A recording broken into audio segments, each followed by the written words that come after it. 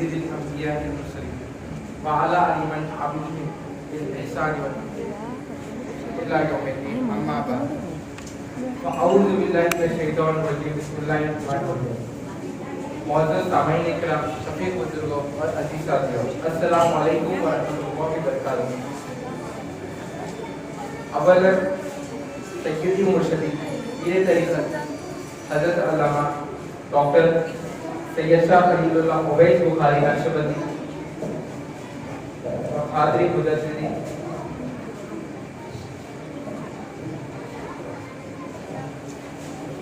کا بےحد ممنون و مشکور ہوں کہ مجھے اس ناچیز کو عنایت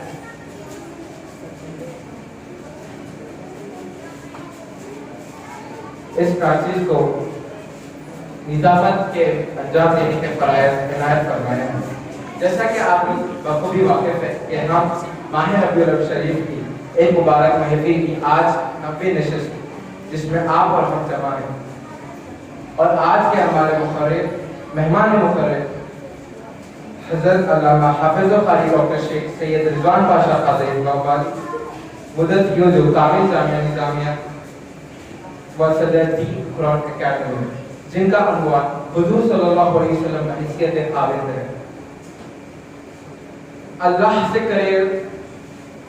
سے کرے دور و تعلیم بھی فتنہ، املاق بھی اولاد بھی جاگیر بھی فتنہ، ناحق کے لیے اٹھے شمشیر بھی فتنہ، شمشیر کیا نعرہ تکبیر بھی فتنہ.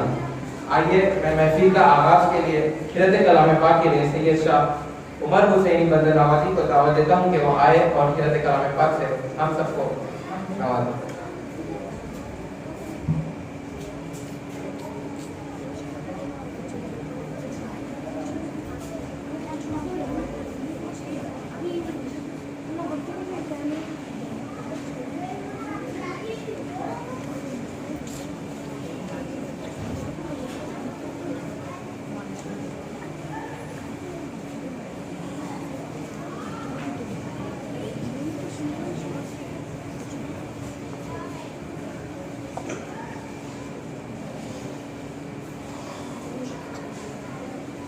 أعوذ بالله من الشيطان الرجيم.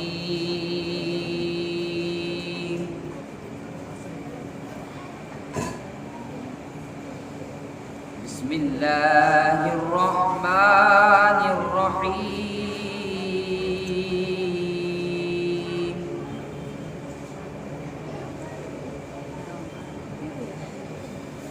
لا أقسم بهذا البلد وأنت حل بهذا البلد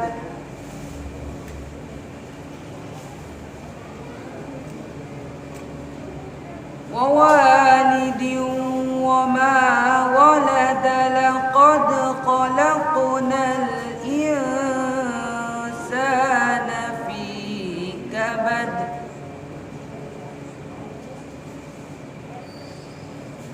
أيحسب أن لن يقدر عليه أحد يقول أهلكت مالا لبدا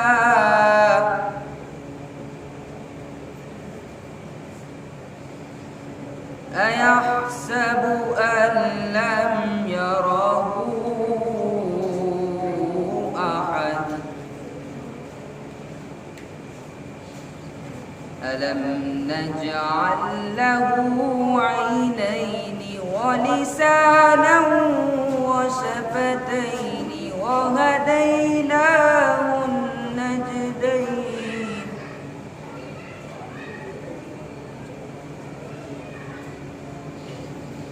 فلاقتحم العقبة وما أدراك ما العقبة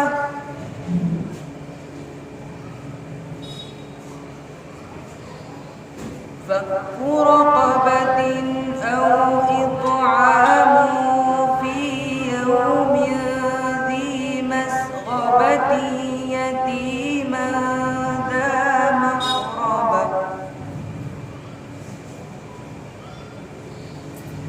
يتيما ذا مقربة أو مسكينا ذا متربة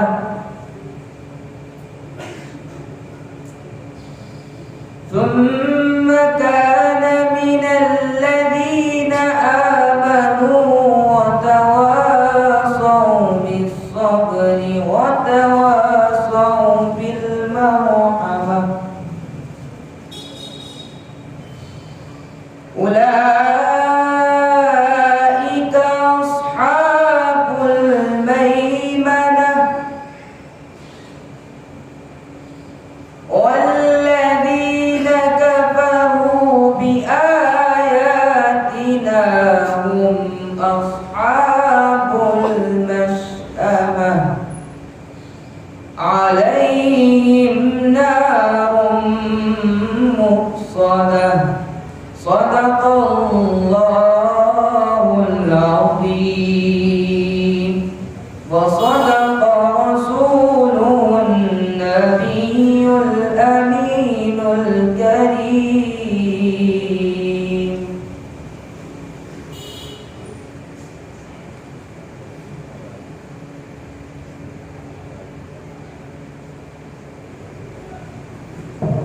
میں دعوت دیتا ہوں دوسری حضرت کلام پاک کے لیے اردو صاحب کے وہ آئے اور حضرت کلام پاک سے ہم کو سناؤ.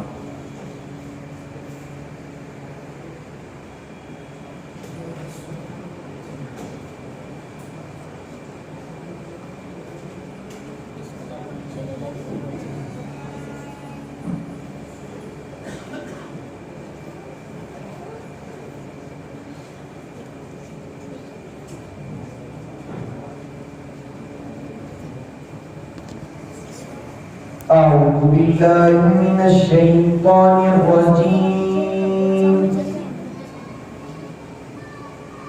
بسم الله الرحمن الرحيم.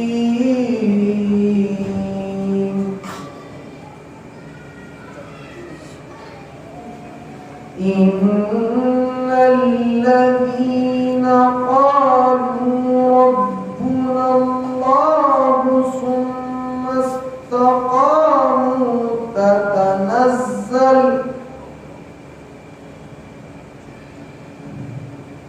تتنزل عليهم الملائكة ألا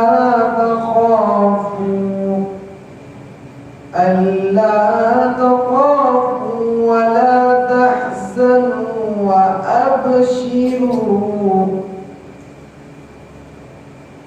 وأبشروا بالجنة التي كنتم توعدون.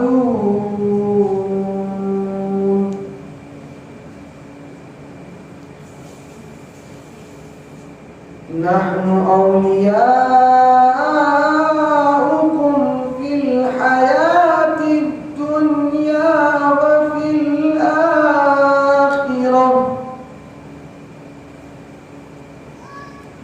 ولكم فيها ما تشتهي أنفسكم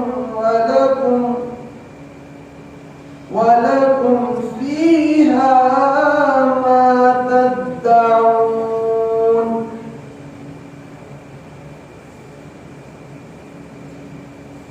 نزلا من غفور رحيم.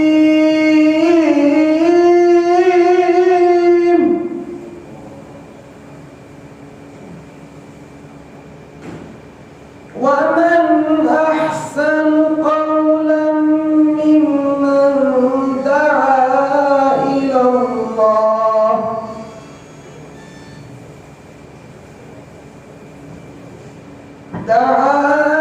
إلى الله وعمل صالحا وقال إنني من المسلمين.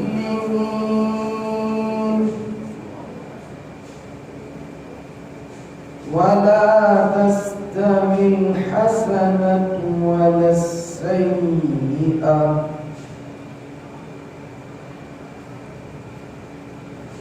ادفع بالتي هي أحسن فإذا الذي بينك وبينه عداوة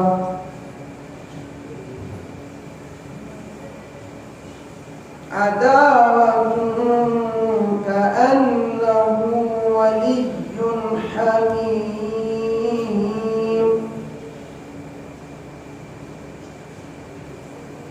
وما يلقاها إلا الذين صبروا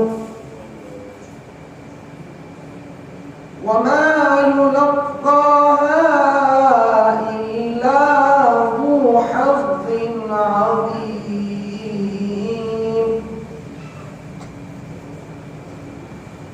وإما ينزغنك من الشيطان نزغ فاستعذ بالله إنه هو السميع العليم صدق الله العظيم وصدق رسوله النبي الأمين الكريم.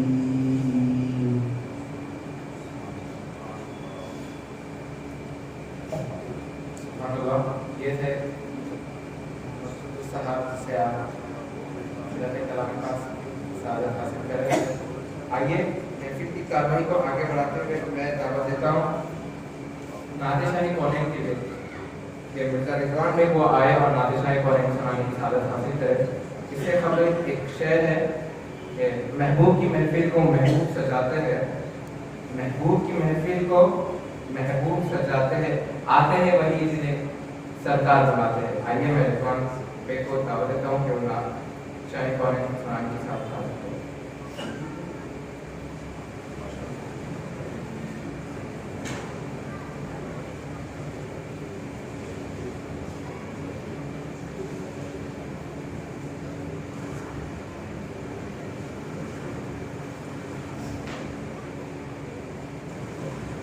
Assalamualaikum warahmatullahi ta'ala wabarakatuh.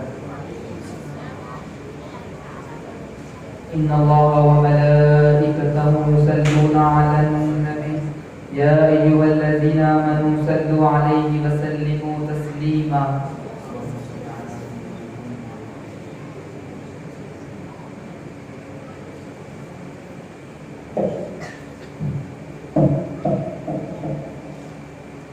जहाँ रोज़े पाके खैरुल वरा है, वो जन्नत नहीं है तो फिर और क्या है। जहाँ रोज़े पाके खैरुल वरा है, वो जन्नत नहीं है तो फिर और क्या है। कहाँ मैं कहाँ ये मदीने की गलियाँ, ये किस्मत नहीं है तो फिर और क्या है। ये किस्मत नहीं है तो फिर और क्या है।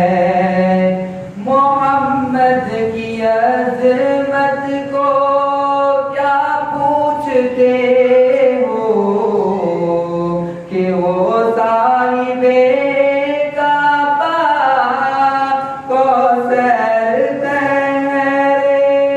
मोहम्मद की अज़मत को क्या पूछते हो कि वो साहिबे काबा कौसर ठहरे, कौसर ठहरे।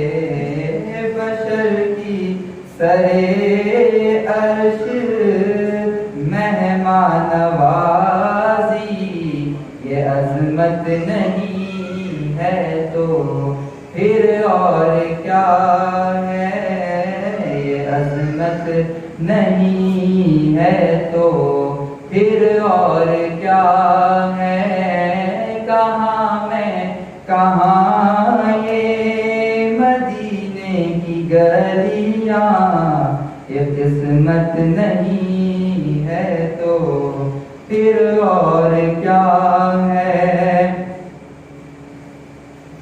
جو آسی کو کملی میں اپنی چھپا لے، جو دشمن کو بھی زخم کھا کر دعا دے، جو آسی کو کملی میں اپنی چھپا لے، جو دشمن کو بھی زخم کھا کر دعا دے، کھا کر دعا دے، اسے اور کیا نام دے گی زمانہ؟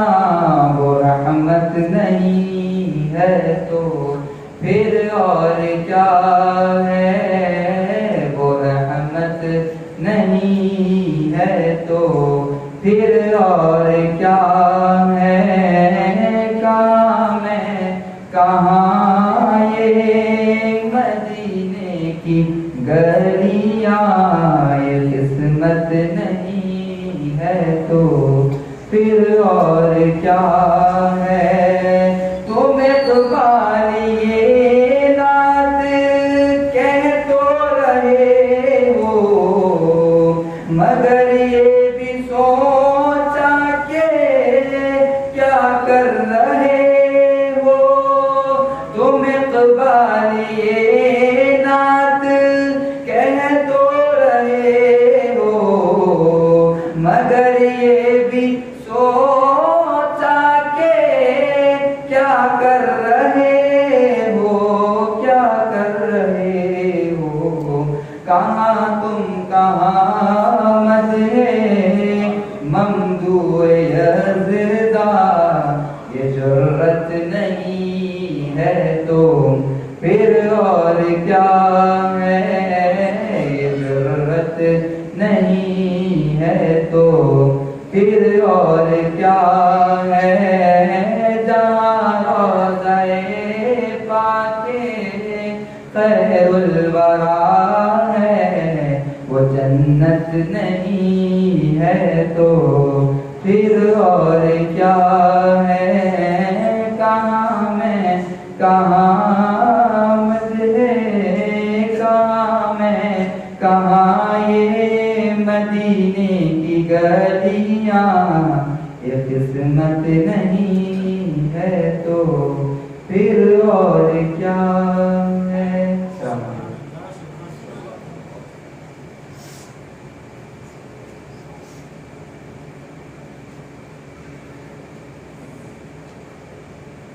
ماشاءاللہ یہ تھے مرزا رضوان بھائی۔ آئیے دوسری نعت شریف کے لیے میں دعوت دینا چاہتا ہوں، اسی لیے شاہ عمر حسین بندر نوازی کو کہ وہ آئے اور نعت شاہی کو سنانے کی سعادت حاصل کریں۔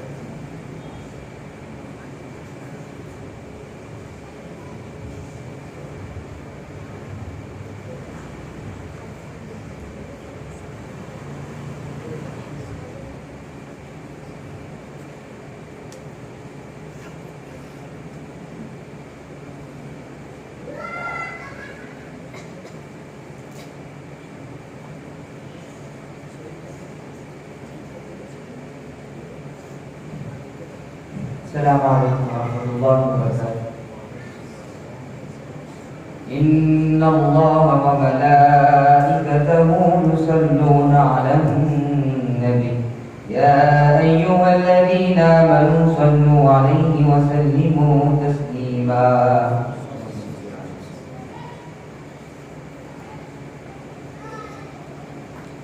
اللہ اللہ اللہ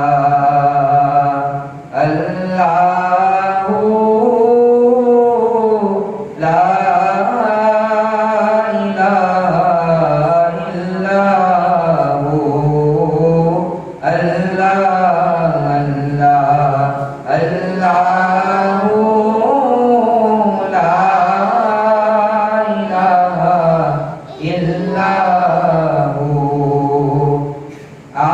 آمینہ بی بی کے گلشن میں آئی ہے تازہ بہار، آمینہ بی بی کے گلشن میں آئی ہے تازہ بہار، پڑھتے ہیں صلی اللہ وسلم، پڑھتے ہیں صلی اللہ وسلم، آج درو دیوار نبی جی، اللہ اللہ اللہ لا الہ الا ہو۔ جبریل آئے جھولا جھلائے، لوری دے رحمان، جبریل آئے جھولا جھلائے، لوری دے رحمان، سو جا سو جا رحمت عالم، سو جا سو جا رحمت عالم، میں تیرے قربان نبی جی، اللہ اللہ اللہ لا الہ الا ہو۔ موغنی صورت نام محمد، دو جگ کا سردار، موغنی صورت نام محمد، دو جگ کا سردار، جان سے پیارا راج دلارا، جان سے پیارا راج دلارا، رحمت کی سرکار نبی جی، اللہ اللہ اللہ لا الہ الا ہو۔ ہوٹ گلابی ہنستا چہرہ، جھڑتے ہیں منہ سے پھول، ہوٹ گلابی ہنستا چہرہ، جھڑتے ہیں منہ سے پھول، نور کا پتلا چاند کا ٹکڑا، نور کا پتلا چاند کا ٹکڑا، حق کا پیارا رسول نبی جی، اللہ اللہ اللہ لا الہ الا ہو۔ منہ پہ نقابِ قہا ڈالے، سر پہ ہے نجمہ کے پھول، منہ پہ نقابِ قہا ڈالے، سر پہ ہے نجمہ کے پھول، انا فتحنا کے ہر گلے میں، انا فتحنا کے ہر گلے میں، پہنے جناب رسول نبی جی، اللہ اللہ اللہ لا الہ الا ہو۔ امجد کا دل مٹھی میں لے کر سوئے ہو کیوں انجان، امجد کا دل مٹھی میں لے کر سوئے ہو کیوں انجان ننھے قدموں پر سر کو رکھ کر ننھے قدموں پر سر کو رکھ کر ہو جاؤں میں قربان نبی جی اللہ اللہ اللہ لا الہ الا ہو اللہ اللہ اللہ لا الہ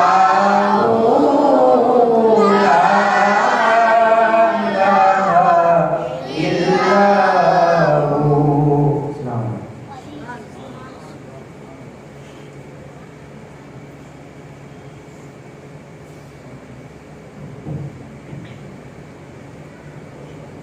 ماشاءاللہ یہ تھے سید شاہ عمر حسین کی بدناوت. وہ لوگ خدا شاہ قسمت کے سکندر ہے، وہ لوگ خدا شاہ قسمت کے سکندر ہے، سروار عالم کا میلاد جو مناتے ہیں. آئیے میں ابو زکا حضرت سید شاہ ابو زکا کا میلاد ترانہ میلاد جس نے لکھا ہے اس کو سنانے کے لیے میں ہمارے مدرسے حضرت ابو رضا علی رحمۃ اللہ کے کمسی طالب علم عثمان ایان بن عثمان کو دعوت دیتا ہوں کہ وہ آئے، ریحان احمد کو کہ وہ آئے اور ترانہ میلاد سنانے کی سعادت حاصل کرے.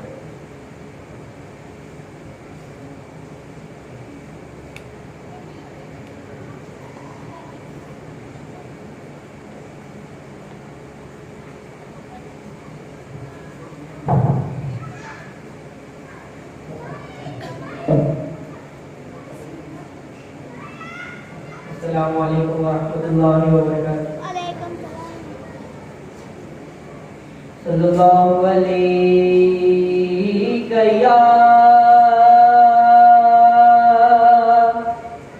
یا رسول اللہ وسلم علیہ یا حبیب اللہ.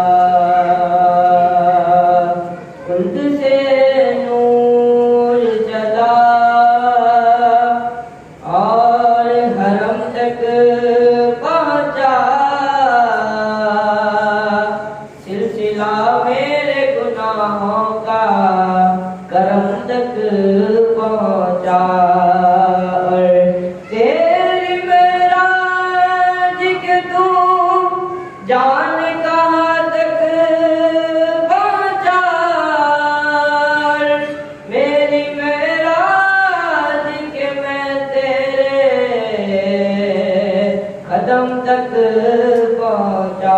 سب مل کر پڑھے صلی اللہ علیہ وسلم یا رسول اللہ وسلم علیہ یا حبیب اللہ.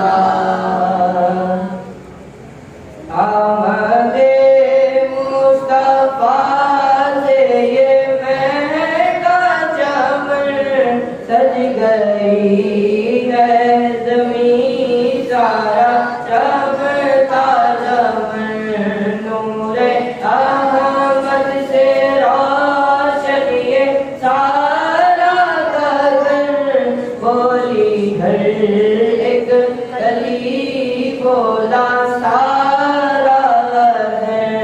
نور احمد سے روشن یہ سارا گگن، بولی ہر ایک کلی بولا سارا گگن، بولی ہر ایک کلی بولا سارا گگن. اولی نور ہے آخری نور ہے،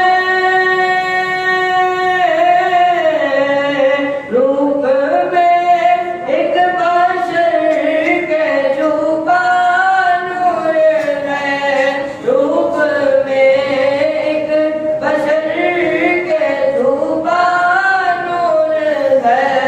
جڑ گیا ان سے جو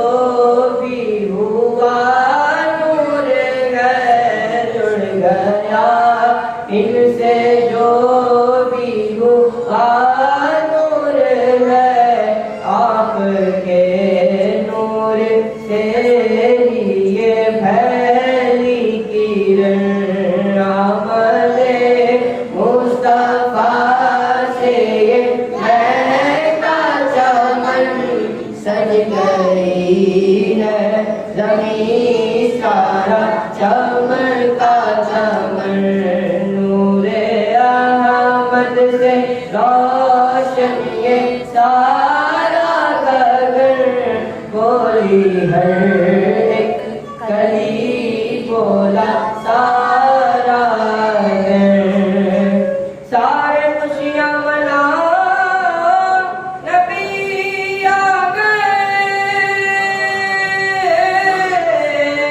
سارے گھر کو سجاؤ نبی آ گئے سارے گھر کو سجاؤ نبی آ گئے رحمتیں برکتیں سب ملے گی تمہیں رحمتیں برکتیں سب ملے گی تمہیں بیسو عیبا سے ہم کو ملا یہ وطن آمد مصطفیٰ سے یہ مہکا چمن سج گئی ہے زمین سارا چمکا چمن نور احمد سے روشن یہ سارا گگن بولی ہر ایک کری بولا سارا دن ذرا ذرا زمین کا یہ کہنے لگا آ گئے مصطفیٰ آ گئے مصطفیٰ آ گئے مصطفیٰ صلی اللہ مجھے ہر ایک خوشی سے بچلنے لگے مجھے ہر ایک خوشی سے بچلنے لگے فرش چھونے لگا ہے زمین کے چرن آمد مصطفیٰ سے یہ مہکا چمن سج گئی ہے زمین سارا چمکا چمن نور احمد سے روشن یہ سارا گگن بولی ہر ایک کلی بولا سارا گن آمنہ بی بی ہم پہ بھی کر دو کرم اس اوے سے گدا کا بھی رکھ لو برم اس اوے سے گدا کا بھی رکھ لو برم دور ہو جائے آقا کی برکت سے غم دور ہو جائے آقا کی برکت سے غم صدقہ سگاف کا صدقہ پنجتن صدقہ سگاف کا صدقہ پنجتن آمنہ بی بی ہم پہ بھی کر دو کرم اس ہوئے سے گدا کا بھی رکھ لو برم اس ہوئے سے گدا کا بھی رکھ لو برم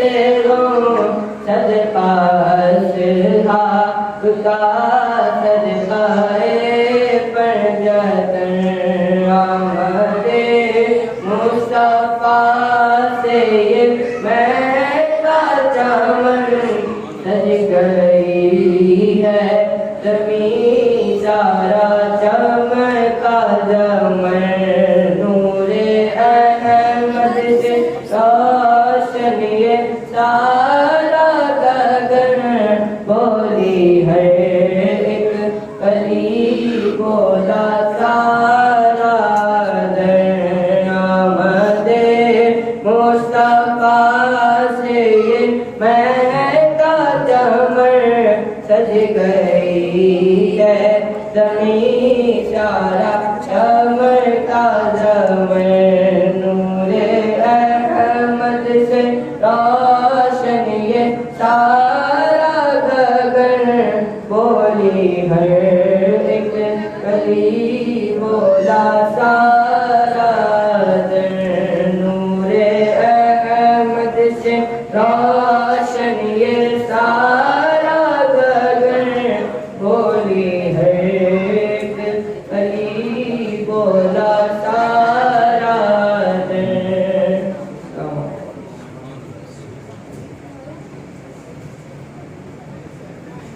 माशाअल्लाह ये थे रहमान अहमद जो हजरत अबू ज़का मुद्दत यूजू का तराने मिलाद सुनाने की सादत हासिल कर रहे थे।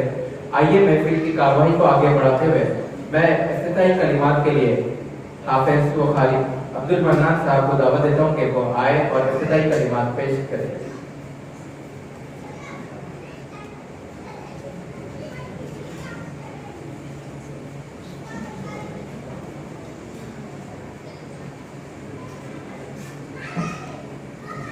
السلام عليكم ورحمة الله وبركاته. الحمد لله رب العالمين والصلاة والسلام على سيد الأشرف الأنبياء والمرسلين وعلى آله الطيبين الطاهرين وأصحابه الأكرمين الأفضلين. أما بعد فأعوذ بالله من الشيطان الرجيم. بسم الله الرحمن الرحيم. لقد كان لكم في رسول الله أسوة حسنة. صدق الله العظيم وصدق رسوله النبي الأمين الكريم ونحن على ذلك لمن الشاهدين والشاكرين والحمد لله رب العالمين. محترم علماء کرام اور میرے عزیز ساتھی، السلام علیکم ورحمۃ اللہ وبرکاتہ. جیسا کہ آپ سبھی حضرات جانتے ہیں کہ آج ہم 12 روزہ محافل کی 9ویں نشست میں. ان محافل سے ہوتا یہ ہے، اکثر لوگ پوچھتے ہیں یہ محفلہ کرنے سے ہوتا کیا، ان محافل سے ہوتا کیا.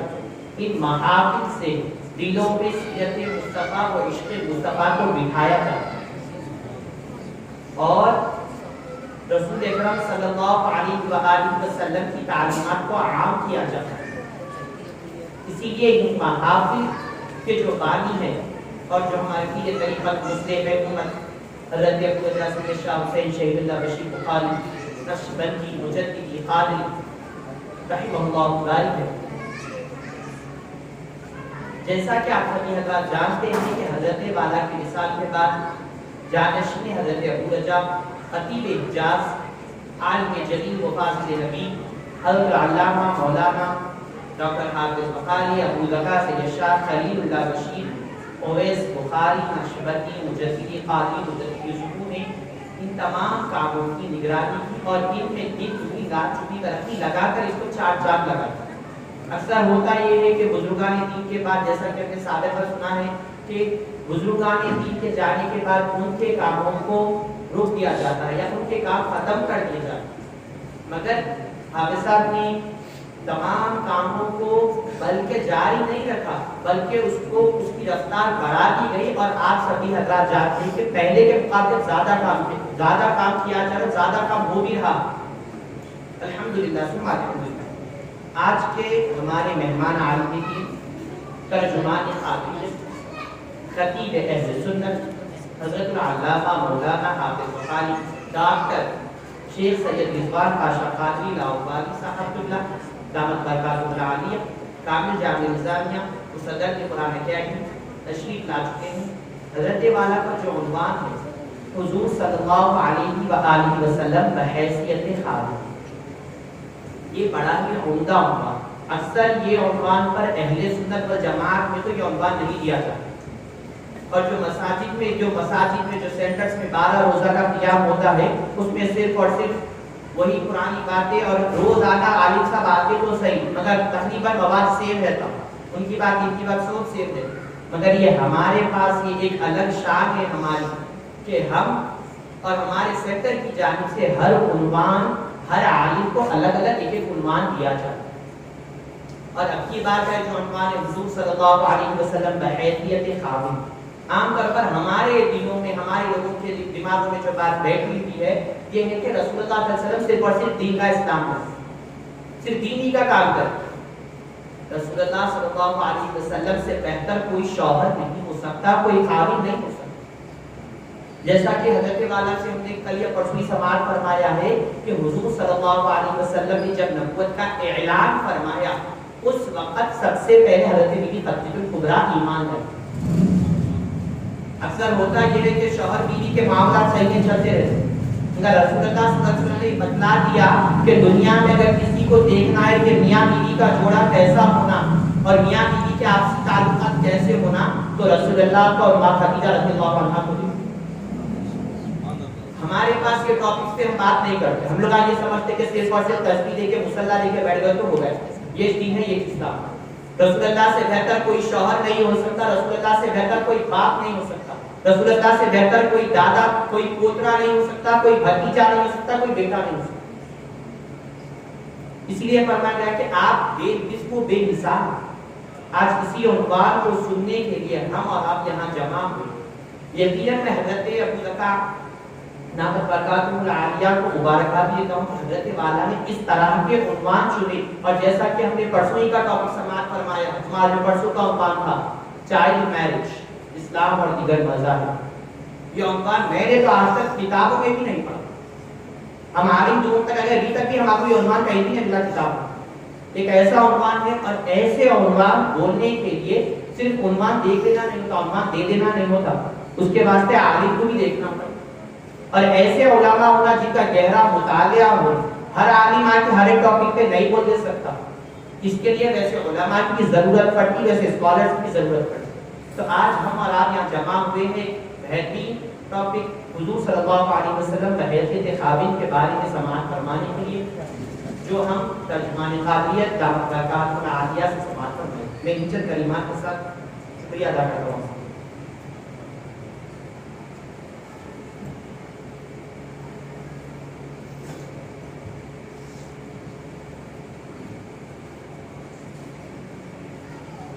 میں حضرت والا کا کوئی خوشی کے لیے میں دعوت دیتا ہوں حضرت ابو ذکا سید شاہ فضل اللہ اویس بخاری نقشبندی مجددی کہ وہ حضرت والا کی معزز سامعین، درمیان میں دخل اندازی کرنے کے لیے معذرت خواہ ہوں، کیونکہ ایک اہم اعلان آپ کے اور ہمارے درمیان ترجمان قادریت حضرت علامہ حافظ بخاری سید رضوان پاشا قادری لاہوری حیدری مدت وجود بانی قرآن اکیڈمی کو خلیفہ حضرت سجادہ نشین بارگاہ سرکار لاہوری علیہ رضوان صلی اللہ علیہ وسلم تشریف لا چکے ہیں، کیونکہ ہر دن تو گلوکوشی ہوتی ہے، مگر ایک آج کی ایک اور ایک خاص بات یہ ہے کہ حضرت والا کا ابھی میں سمجھتا ہوں 3-4 دن قبل نوٹیفیکیشن جاری ہوا ہے پی ایچ ڈی کی تکمیل کا، حالانکہ ہونا تو بہت پہلے حضرت کا ہو جاتا تھا، مگر چونکہ حضرت کی گناہ کو مصروفیات وغیرہ کے باعث تو اسی ضمن میں حضرت اسلامی ریسرچ سینٹر کی جانب سے حضرت علامہ ترجمان قادریت مدت روح کو تہنیت اور یادگاری مومنٹ پیش کیا جاتا ہے۔ حضرت کا معاملہ ایسا ہے کہ میں سمجھتا ہوں غالباً 2003 سے، میں اگر غلط نہیں ہوں 2003 سے حضرت کے ساتھ آپ کی صحبت میں رہنے کا شرف حاصل رہا ہے۔ اللہ تعالیٰ نے آپ کو بے پناہ خصوصیات سے نوازا ہے، بے پناہ خصوصیات سے اللہ تعالیٰ نے سوز بھی دی ہے، ساز بھی دیا ہے، جداز بھی دیا ہے. محبت الفت تو آپ کے رگو پیما میں بسا ہوا ہے، اور آپ جب سنتے ہیں تو اس قدر محبت بڑے انداز میں جو بھی عنوان ہوتا ہے اس کا مکمل ادا فرمایا کرتے ہیں. جب قرآن کریم کی تلاوت ہوتی ہے تو پھر رئیس الحفاظ کہا جاتا ہے آپ کو. جب قرآن کی تلاوت ہوتی ہے تو پھر ایسا لگتا ہے کہ حدیث پاک میں جو آیا ہے کہ اپنی اولاد کو 3 چیزیں سکھاؤ، کہ حبا نبی کی تم حبا اپنی بیٹی و تلاوت القرآن. تینوں چیزیں ایک جگہ آپ کو نظر آتی ہے. جب آل نبی سے جن کی محبت کا حکم اسی آیت میں ہے، انہیں سے جب قرآن کریم آپ سنیں گے تو اس کا لطف اور مزہ دوبالا ہو جایا کرتا ہے. بڑی محبتوں اور طبیعت میں اس قدر نرمی اور شفقتیں ہیں. مجھے اچھا یاد ہے ہمارے والد صاحب ڈاکٹر محمد سہیل مراد علی سہیل صاحب بھی تشریف فرمائے مدرس میں، تو کہ جب ہم دوران طالب علمی کے جب نماز کا وقت آ جاتا تو حالانکہ نسب کے اعتبار سے، نسبی شرافت کے اعتبار سے آپ کو چاہیے کہ نماز کی امامت کرے، مگر اس وقت لڑائی ہوتی تھی ہمارے درمیان کہ نماز کی امامت کون پہلے کرائے، پہلے آپ میں سمجھتا ہوں اس میں 10 منٹ نکل جاتے تھے اس کی نماز کی جماعت کے ٹھہرنے میں کہ آپ پڑھائیں گے آپ پڑھائیں گے. اس کو حضرت کی یہ شفقتیں اور محبتیں ہیں. تو میں ہمارے بزرگ حضرت ڈاکٹر حسن محمد نشتر القادری مدفیوز رکو سے ادب ملتمس ہوں کہ وہ مولانا کی دلپوشی فرمائیں.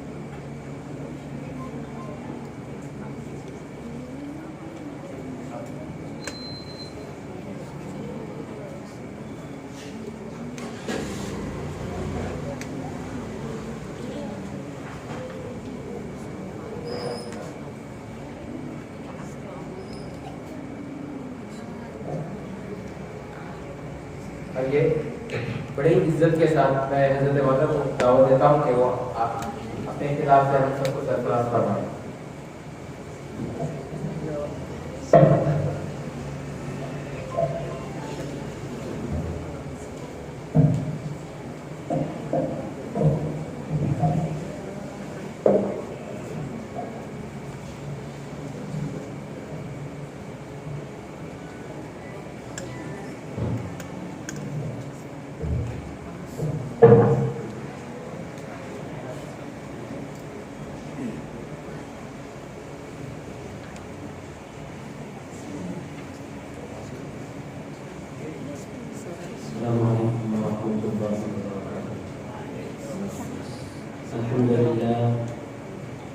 الحمد لله الذي نزل القرآن على عبده ليكون للعالمين نذيرا، والصلاة والسلام على خير البرى تطلقنا وصدرنا بالهدى والبرى سيدنا وشفيعنا وحبيبنا ونبينا ومولانا محمد المصطفى وعلى آله بالصدق والصفا وأصحابه نجوم الهدى ومن تبعهم بإحسان إلى يوم الجزاء. أما بعد، فقد قال الله تبارك وتعالى في القرآن المجيد والفرقان الحميد: فأعوذ بالله من الشيطان الرجيم، بسم الله الرحمن الرحيم، كن لباس لكم وأنتم لباس لهم.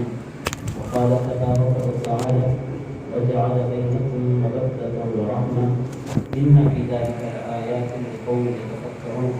وقال رسول الله صلى الله عليه وسلم: خيركم لأهله، وقال أنا خير من أهلي كما قال. وقال الله تبارك وتعالى في شأن حبيبه ونبيه ورسوله: إن الله وملائكته يصلون على النبي या अय्युहल्लज़ीना आमनू सल्लु अलैहि वसल्लिमू तस्लीमा अल्लाहुम्मा सल्लि व सल्लिम व बारिक अला हबीबिका सय्यिदिना व शफीइना व मौलाना मुहम्मद व अला आलिहि व सहबिहि व बारिक हालिहि व मफ़री कमालिhi अल-फ़ौज़िल आज़म व अला आलिहि व सहबिहि अजमईन अम्मा बाद। मुअज़्ज़ज़ व मुकर्रम बुज़ुर्गों नौजवान दोस्तों साथियों, बिलख़ुसूस स्टेज पर तशरीफ़ फरमा इंतहाई मुअज़्ज़ज़ व मुकर्रम सदर इजलास व दाई इजलास हज़रत मौलाना सैयद शाह अलीउल्लाह उवैस बुखारी साहब, क़ादी नक्शबंदी मुजद्दिदी मदरसतुल आली, हज़रत मौलाना हसन मोहम्मद नक्शबंदी क़ादी मुजद्दिदी साहब मदरसतुल आली, मेरे दोस्त हाफिज़ क़ारी मौलाना डॉक्टर मोहम्मद सुहैल अहमद साहब क़ादी मदरसतुल आली, महफिल में तशरीफ़ फरमा इंतहाई मुअज़्ज़ज़ व मुकर्रम जिंदा उलमाए किराम, बुजुर्गों नौजवान दोस्तों प्यारे, ये मुबारक मजलिस मिलाद की हर रोज़ मुनक़्क़िद होती आ रही है और अज़ीज़ा मेरा मिलकर तकरीबन मैं समझता हूँ कि तकरीबन 15 साल तो गुजर गए होंगे कि हर साल बड़ी पाबंदी के साथ इस मुबारक मजलिस में हाज़िरी की मुझे सआदत हासिल हो रही है।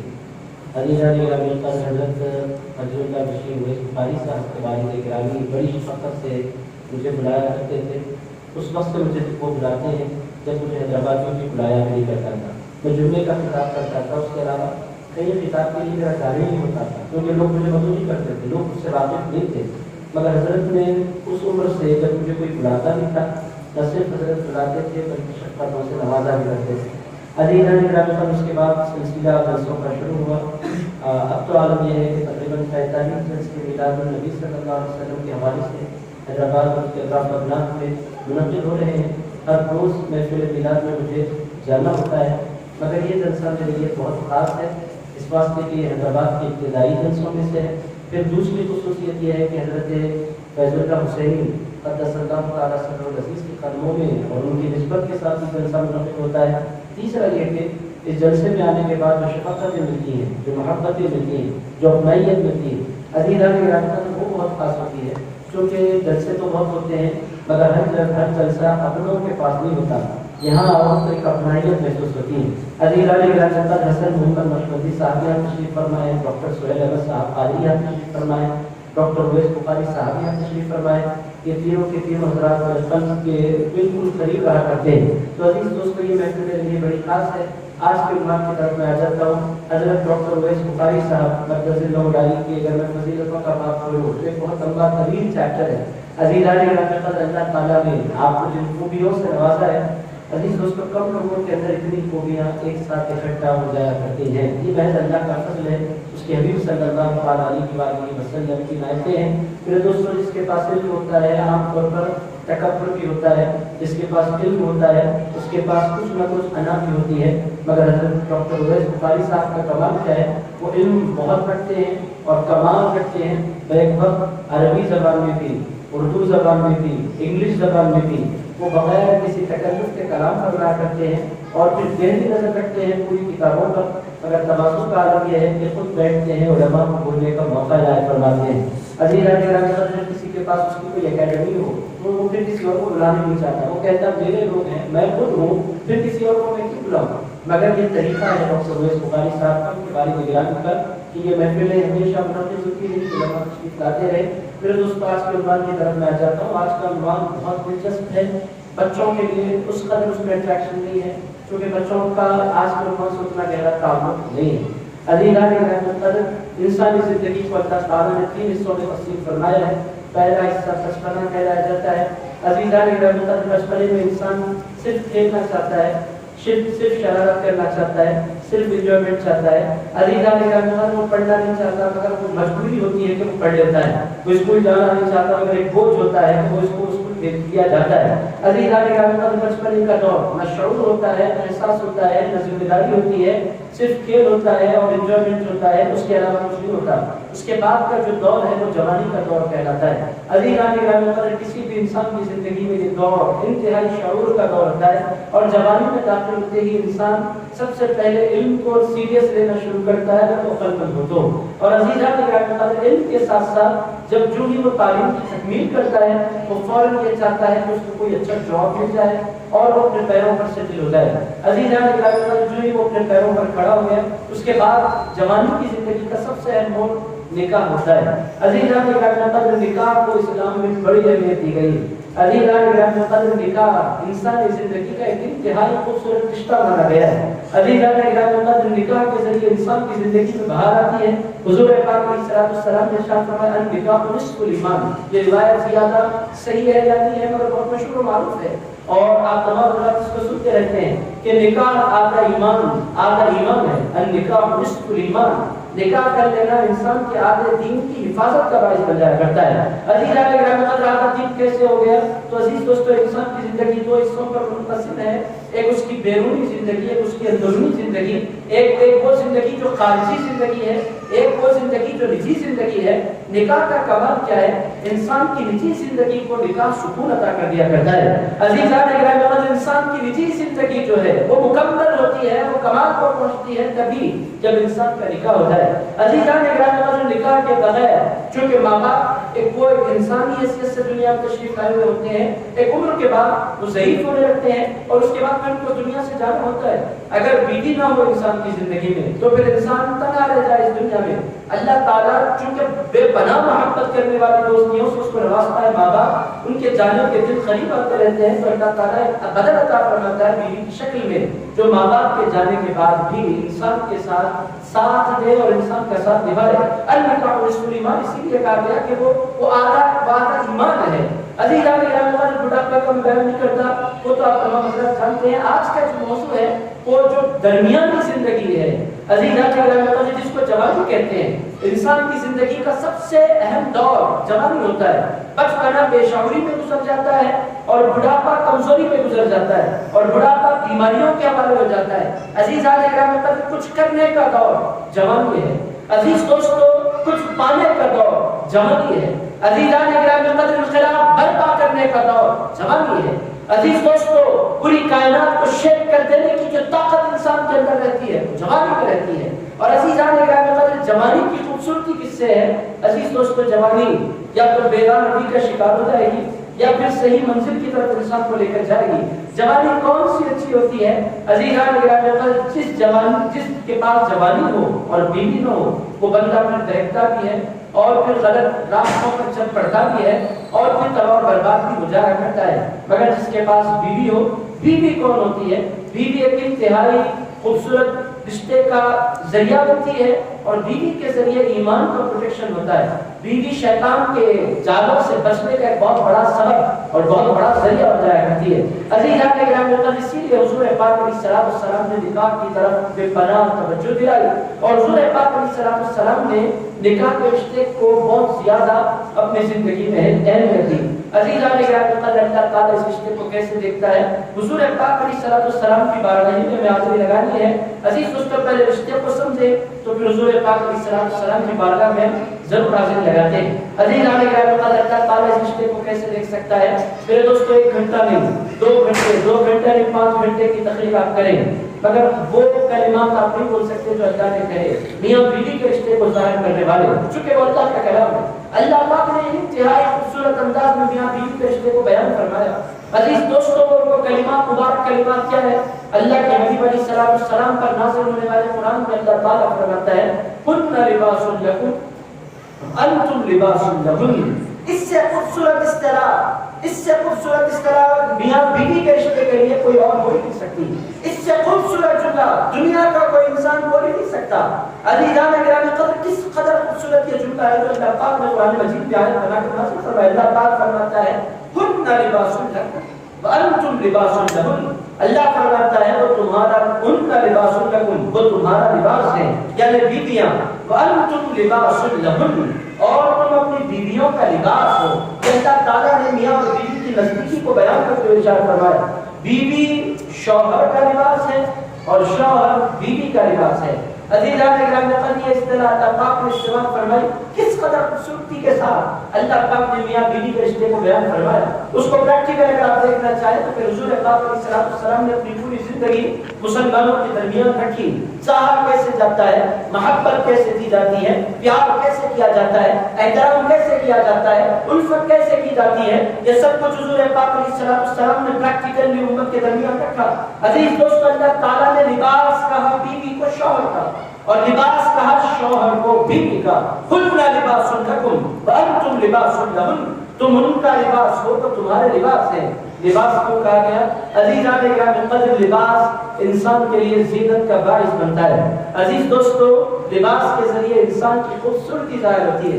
عزیزان گرامی قدر لباس نہ ہو تو پھر انسان دیکھنے کے لائق نہیں۔ انسان کی ساری شرافت لباس کے ساتھ ہے۔ ہن لباس لکم وانتم لباس لہن۔ عزیزان گرامی قدر اللہ پاک نے واضح طور پر فرمایا وہ تمہارا لباس ہے، تم ان کا لباس ہو، یعنی بیوی شوہر کی زینت ہوتی ہے اور شوہر بیوی کی زینت ہوا کرتا ہے۔ عزیزان گرامی قدر اگر شوہر نہ ہو تو پھر عورت کے اندر کوئی زینت نہیں ہوتی، اور اگر بیوی نہ ہو تو مرد کے اندر کوئی زینت نہیں ہوتی۔ مرد کی زینت اور مرد کی خوبصورتی یا مرد کا کمال پانا یا مرد کا مکمل ہو جانا اسی وقت ہو سکتا ہے جب اس کی زندگی میں کوئی بیوی ہو۔ عزیزان گرامی قدر اسی لیے آپ دیکھیں گے کہ صحابہ کرام کی زندگیوں میں یہ کوئی بغیر بیوی کے رہ جائے اس کو بہت مایوس سمجھا جاتا۔ عزیزان گرامی قدر انتقال ہوتا تو وہ چند دنوں کے بعد کوئی نہ کوئی نکاح ضرور کر لیتے، بغیر بیوی کے کوئی سوسائٹی میں نہیں رہتا۔ کیوں؟ عزیزان گرامی قدر زینت کے بغیر انسان کیسے رہے؟ یہ زینت ہے۔ دوسرا اس کا معنی مفسرین کیا بیان فرماتے ہیں؟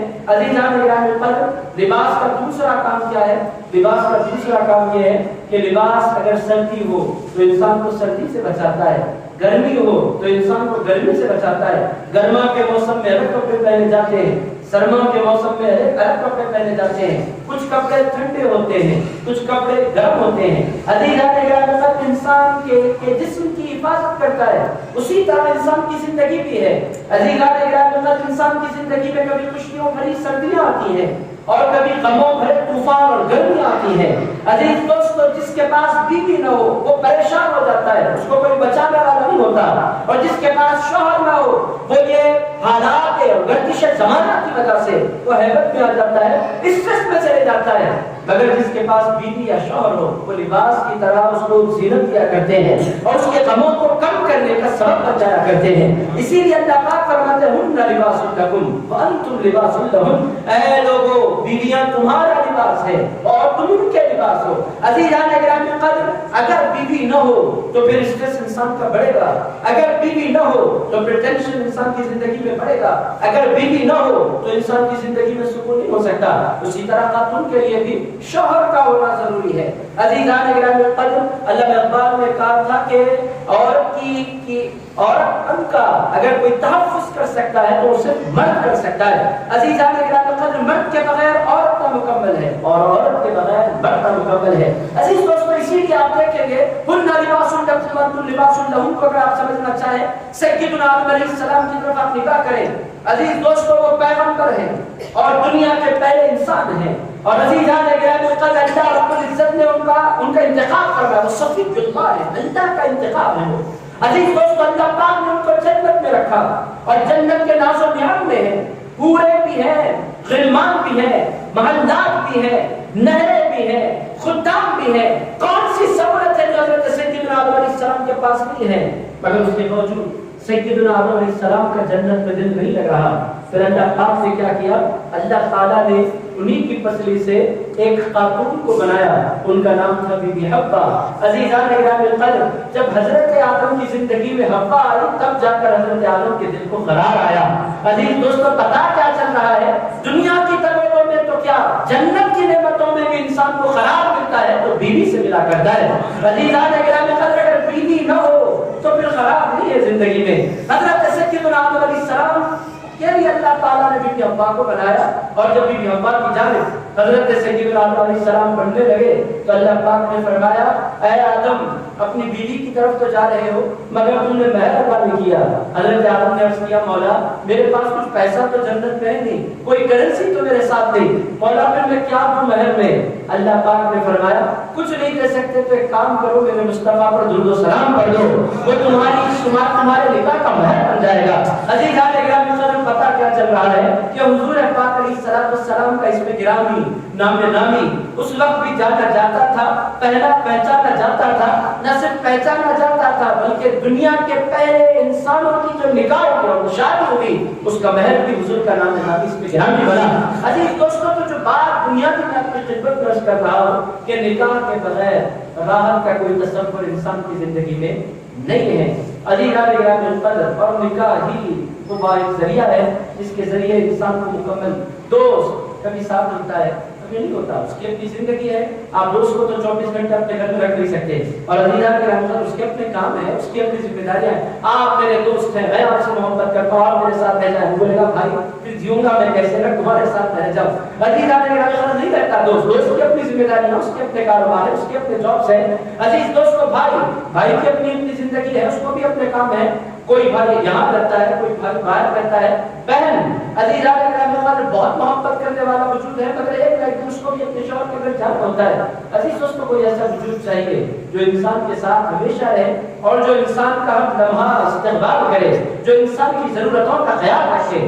عزیز دوستو اسی ہستی کو شوہر یا بیوی کہتے ہیں. ہن لباس لکم وانتم لباس لہن. اور اس رشتے کو اللہ پاک نے انتہائی خوبصورت انداز میں اس رشتے کی اہمیت کو اللہ پاک نے بیان فرمایا. اللہ پاک فرماتا ہے ومن آیاتہ ان خلق لکم من انفسکم ازواجا.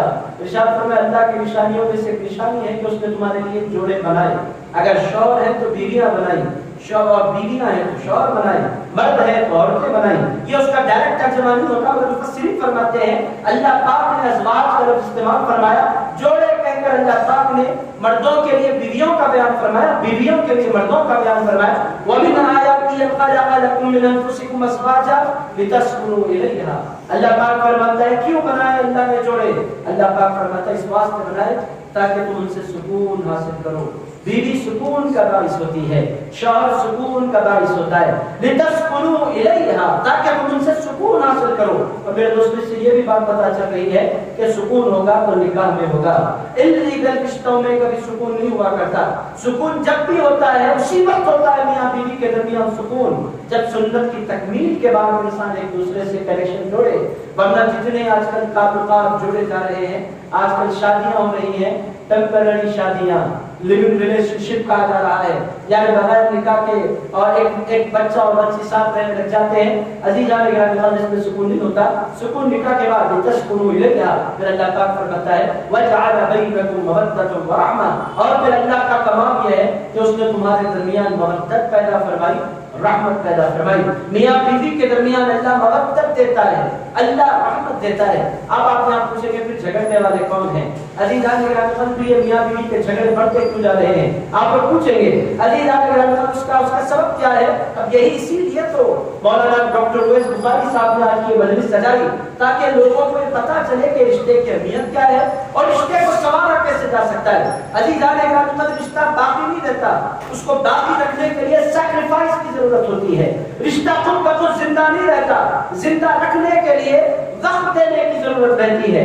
عزیزان گرامی رشتہ خود بخود زندہ نہیں رہتا, اس کو زندہ رکھنے کے لیے ایک دوسرے کو احترام دینے کی ضرورت پڑتی ہے. اور اس پوری کائنات میں عزیزان گرامی قدر رشتوں کا لحاظ سب سے بڑھ کر جس ذات نے کیا ہے اس ذات کو محمد رسول اللہ کہتے ہیں صلی اللہ علیہ وسلم. سرکار سے بڑھ کر رشتوں کا نبھانے والا آپ کو اس پوری کائنات میں کوئی نظر نہیں آئے گا.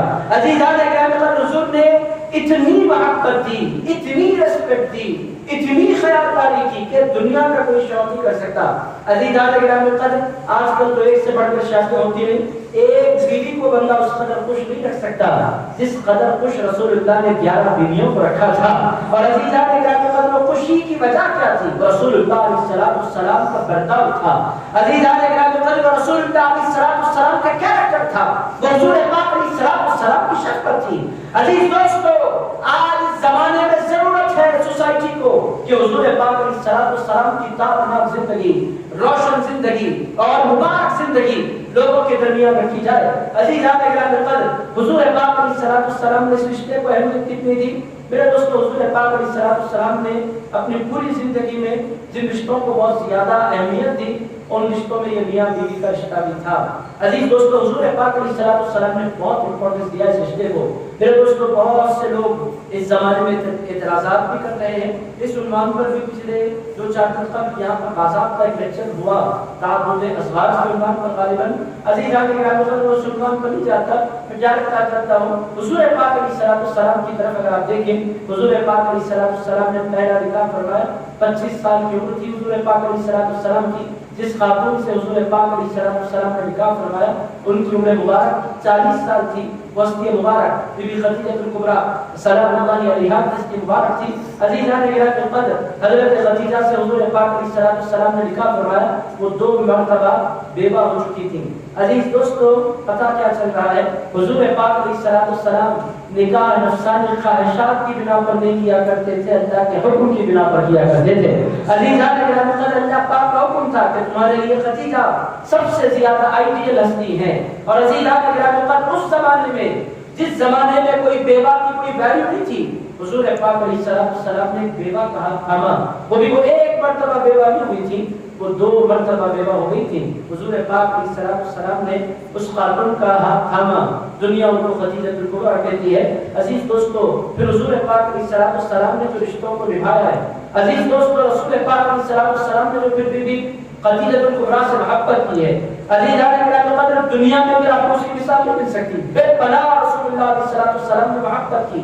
حضور پاک علیہ السلام کو اللہ نے 7 اولادیں عنایت فرمائی، اور عزیز دوستو، ان میں سے 6 اولادیں اللہ تعالیٰ نے ایک زوجہ سے عنایت فرمائی، وہ بیوی حضرت بی بی خدیجہ الکبریٰ سلام اللہ علیہا ہے۔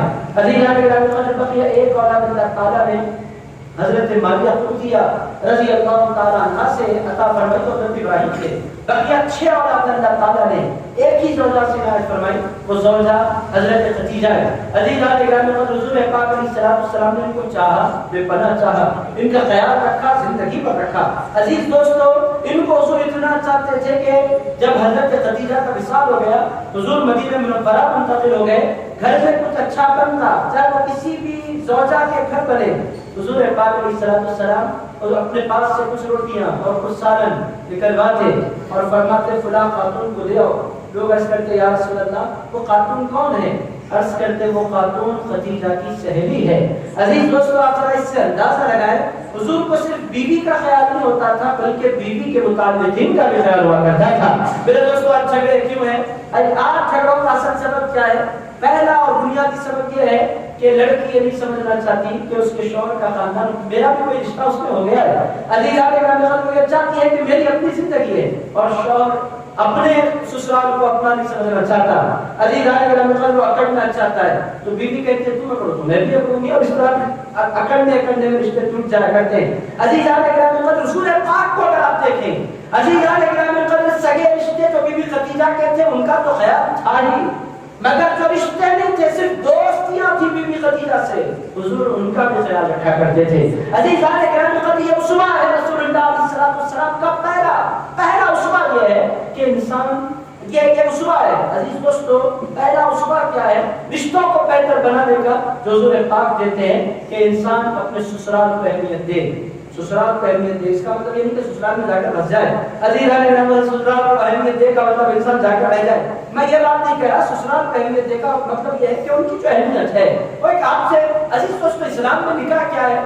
اسلام میں نکاح صرف دو ہستیوں کے درمیان نہیں ہوتا، اسلام میں نکاح 2 خاندانوں کے درمیان ہوا کرتا ہے۔ عزیزان گرامی قدر، اسلام یہ 2 انڈیویجولز کے رشتوں کی دعوت نہیں دیتا، اسلام 2 خاندانوں کو جوڑنے کی دعوت دیتا ہے۔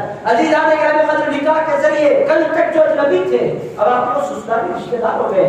عزیزان گرامی قدر، ان کو اہمیت دینا، ان کو امپورٹنس دینا اپنی زندگی میں، یہ رسول اللہ علیہ السلام نے سکھلایا ہے۔ حضور نے بہت امپورٹنس دیا بی بی خدیجہ الکبریٰ سلام اللہ علیہا کی دور دور کی سہیلیوں کو۔ عزیزان گرامی قدر، خاتون حضور پاک علیہ السلام کی زندہ حیات مبارکہ میں آخری دور حیات میں خاتون لکڑی لے کر حضرت آقا کائنات علیہ السلام کی خدمت میں آئی दरवाजे पर खड़े होकर सलाम किया, अस्सलातु वस्सलामु अलैका या रसूल अल्लाह। उनकी आवाज़ सुनी हुजूर पाक अलैहिस्सलाम की आंखों में आंसू उतर आए। बीबी आयशा सिद्दीक़ा से फरमाया, आयशा जो खातून आ रही है उनका पूरा ख्याल करो, उनका खूब इकराम करो और उनके लिए खाने बनाओ। अज़ीज़ान इकराम कल वो खातून आई, हुजूर पाक अलैहिस्सलाम ने उनके लिए दस्तरखान बिछाया, उनको बेहतरीन खाना खिलाया और जब वो खातून जाने लगी हुजूर पाक अलैहिस्सलाम ने उनकी खिदमत में तोहफे पेश किए। अजीज दोस्तों, वो खातून बूढ़ी खातून हुजूर पाक अलैहिस्सलाम से दुआएं हासिल करके चली गई। बीबी आयशा ने पूछा, या रसूल अल्लाह, ये कोई कुरैशी खातून थी आपके खानदान की? हुजूर ने फरमाया, नहीं, मेरे डायरेक्ट खानदान से इनका कोई ताल्लुक नहीं है। फिर इरशाद फरमाया, या रसूल अल्लाह, आपने इस खातून की आवाज सुनी तो आपकी आंखें भीग गई। हुजूर, ये खातून थी कौन? इरशाद फरमाया, ये खातून मेरी खतीजा, मेरी बीवी खतीजा की साथी थी और खतीजा इनसे मोहब्बत करती थी। ये आई तो इनके आने की वजह से मुझे अपनी बीवी खतीजा पर गुबरा याद आ गई। और अज़ीज़ान इकराम कल फिर हुजूर ने उनके लिए दस्तरखान बिछाया, उनके लिए जोड़े बनाए। हुजूर पाक अलैहिस्सलाम ने उनकी खिदमत में तोहफे पेश किए। ये सब कुछ क्या है? हुजूर पाक अलैहिस्सलाम बीवी से मोहब्बत करते हैं, न सिर्फ बीवी से मोहब्बत करते हैं, जो बीवी के खानदानी और बीवी के रिश्तेदार या बीवी से कल्बी ताल्लुक रखने वाले लोग हैं, हुजूर उनका भी ख्याल रखा करते हैं। अज़ीज़ान इकराम हुजूर की जिंदगी का एक पहला सबक है, अगर कोई बंदा इस तरह अपने ससुराल को अहमियत देने लग जाए तो दोस्तों फिर झगड़े खत्म। अजीज दोस्तों, अगर बहू अपने ससुराली रिश्तेदारों को, अपनी सास को, अपने ससुर को, अपने ननद को आमतौर पर नहीं देना चाहती, अगर दिल बड़ा करे अजीज़ान इकराम तो फिर फायदा क्या होगा? आप मोहब्बत देंगे तो बदले में आपको मोहब्बत मिलेगी। अजीज दोस्तों, अगर मोहब्बत न भी मिले ससुराल से तो अल्लाह के पास अजर तो महफूज है। अजीज़ान इकराम अल्लाह तो सब कुछ देख रहा है। अगर आप खुदा न खास्ता किसी लड़की पर जुल्म हो रहा है, उसके बावजूद वो शौहर की सूरत से अपने ससुराल के साथ मोहब्बत का सलूक कर रही है, तो फिर अल्लाह की जानिब से तो फजल तयशुदा है। अल्लाह रब्बुल इज्जत तो कभी अजर को ज़ाया नहीं फरमाता, अल्लाह तो पूरा बदला दिया करता है। तो अजीज दोस्तों, हजरत आक़ाए कायनात अलैहिस्सलाम की जिंदगी का पहला सबक मियां बीवी के रिश्तों को बेहतर बनाने के हवाले से ये मिलता है कि हम अगर शौहर है तो अपनी बीवी के खानदान को अहमियत दे, और अगर लड़की है तो फिर अपने शौहर के खानदान को अहमियत दे। इससे रिश्ते बनते हैं। अज़ीज़ान इकराम, दूसरा उसका हुजूर पाक अलैहिस्सलाम की जिंदगी का क्या मिलता है, मैं आपकी खिदमत में दो चार झलकियां पेश करता हूँ। मेरे दोस्तों, हुजूर पाक अलैहिस्सलाम की जिंदगी देखने लायक है, पढ़ने लायक है। और मैं मुबारकबाद देता हूँ डॉक्टर उवैस बुखारी साहब को के मीलाद के जलसे में पहली मर्तबा ऐसा हो रहा है कि इस मौजू पर मैं खिताब कर रहा हूँ। अज़ीज़ान इकराम, ये मौजू आप कब आते हैं? जब दर्स कुरान जारी होता है। दर्स कुरान में इस तरह की जब आयतें आ जाती हैं तो फिर बातें निकलती हैं, वरना इस मौजू पर हमारे पास बोला नहीं जाता, सुना नहीं जाता, जबकि ये मौजू इस कदर हसास है और इस कदर अहम है कि दुनिया के हर मर्द को शादी से पहले, हर लड़की को शादी से पहले इस मौजू को सुनाना चाहिए, समझाना चाहिए। अज़ीज़ान इकराम, ये इंतहाई, और आप बोलेंगे हम शादीशुदा बैठे हैं तब तो ये मौजू और ज्यादा इंपॉर्टेंट हो गया। अज़ीज़ान इकराम, शादी से पहले तो है ही, शादी के बाद तो इसकी अहमियत में और इजाफा हो जाता है, क्योंकि सारे मसाइल इसीलिए पैदा होते हैं कि हम हुजूर को इस हैसियत से देखना नहीं चाहते। बहुत खूबसूरत बात हुजूर पाक की जिंदगी में है, हम देखते नहीं हुजूर को, समझते नहीं हुजूर को, हम इस पहलू से गौर करना नहीं चाहते हुजूर की जिंदगी पर। पहली बात मैंने आपकी खिदमत में अर्ज की है, मियां बीवी के रिश्ते को खूबसूरत बनाना है, आप अपनी सास को अहमियत देना शुरू कर दें, अपने ससुर को अहमियत देना, ससुर को अहमियत देना शुरू कर दें, सालों को अहमियत देना शुरू कर दें, सालियों को अहमियत देना शुरू कर दें। मजाक छिचोलापना करने की बात नहीं कह रहा। लोग कहते हैं सालियों को अहमियत देने का मतलब उनके साथ छींटी ठाट्टा करना, हंसी मजाक करना, और यहाँ तक लोग कह देते हैं बढ़कर के सारी आदि घरवाली होती है, नौजुबिल्लाह रियाजुबिल्लाह ताला। अज़ीज़ान इकराम, इस्लाम में आदि घरवाली नहीं होती, गैर महरम होती है, कोई कनेक्शन नहीं, कोई राबता नहीं, इज्जत देना, एहतराम करना, ये हो सकता है। छिचोरे करने की बात दावत इस्लाम किसी के साथ नहीं देता, और सारी का रिश्ता तो बड़ी एहतियात का रिश्ता है। माना अज़ीज़ान इकराम, जब आप ख्याल रखने लग जाएंगे तो खुद ब खुद आप देखेंगे कि जिंदगी में बाहर आने लगेगी। दूसरा रसूल पाक अलैहिस्सलाम का तरीका क्या? अज़ीज़ान इकराम, हुजूर पाक अलैहिस्सलाम जब भी घर तशरीफ लाते सलाम में पहल करते, और हुजूर पाक जब भी घर तशरीफ लाते हुजूर पाक अलैहिस्सलाम मुस्कुराते हुए घर में तशरीफ लाते। अजीज दोस्तों, ये सरकार पाक अलैहिस्सलाम का तरीका था। हमारे पास होता क्या है, باہر کے لوگوں کو دیکھ دیکھ کر ہم مسکراتے ہیں. ہم سے زیادہ اچھے اخلاق والا کوئی نہیں ہوتا. جتنا دور والا ہوتا ہے اتنی محبت سے ملتے ہیں, اور بندہ جب جتنا قریب آتا ہے ہم اتنا ہی اس کے ساتھ اپنا رویہ برا کرنے لگتے ہیں, خطرناک کرنے لگتے ہیں, ہمارا بہیویئر بدل جاتا ہے. ہم مسکرانے والے ہیں باہر, اور گھر آتے ہی عزیز دوستوں دو پہلو بنتے ہیں. باہر سب سے زیادہ خوش اخلاق, گھر آتے ہی سب سے زیادہ بد اخلاق. عزیز آنے باہر دیکھو تو اس سے زیادہ وائٹ کالر, سوبر اور شریف اور مسکراتا اور چارٹی, اور آپ جتنے خوبصورت الفاظ استعمال کر لیجیے ان سے بہتر کوئی نہیں. اور گھر آتے ہی فرعون, یزید, شداد, حامان, قارون. عزیز دوستوں اتنی بھیانک سنت کے ساتھ گھر میں انٹری ہوتی ہے تو بیچاری پریشان ہو جاتی ہے. عزیز اس نے سب کچھ چھوڑ رکھا ہوتا ہے اپنا. عزیز دوستوں آپ کی خاطر سب کچھ چھوڑ کر آئی ہوئی ہوتی ہے. آپ دیکھیں شوہر جب بات کرتے ہیں بیویوں سے, بعض شوہر شریف بھی ہوتے ہیں, بعض کو بہت زیادہ بھی شریف ہوتے ہیں. عزیز ہر شوہر بعض تو ایسے ہوتے ہیں کہ فون آتا ہے تو حیرت داری ہو جاتی ہے, اٹھ کر کھڑے ہو جاتے ہیں. عزیز وہ الگ طبقہ ہے, وہ مردوں میں ہر قسم کے لوگ ہوتے ہیں. عزیز بعض بہت خطرناک ہوتے ہیں اور بہت زیادہ.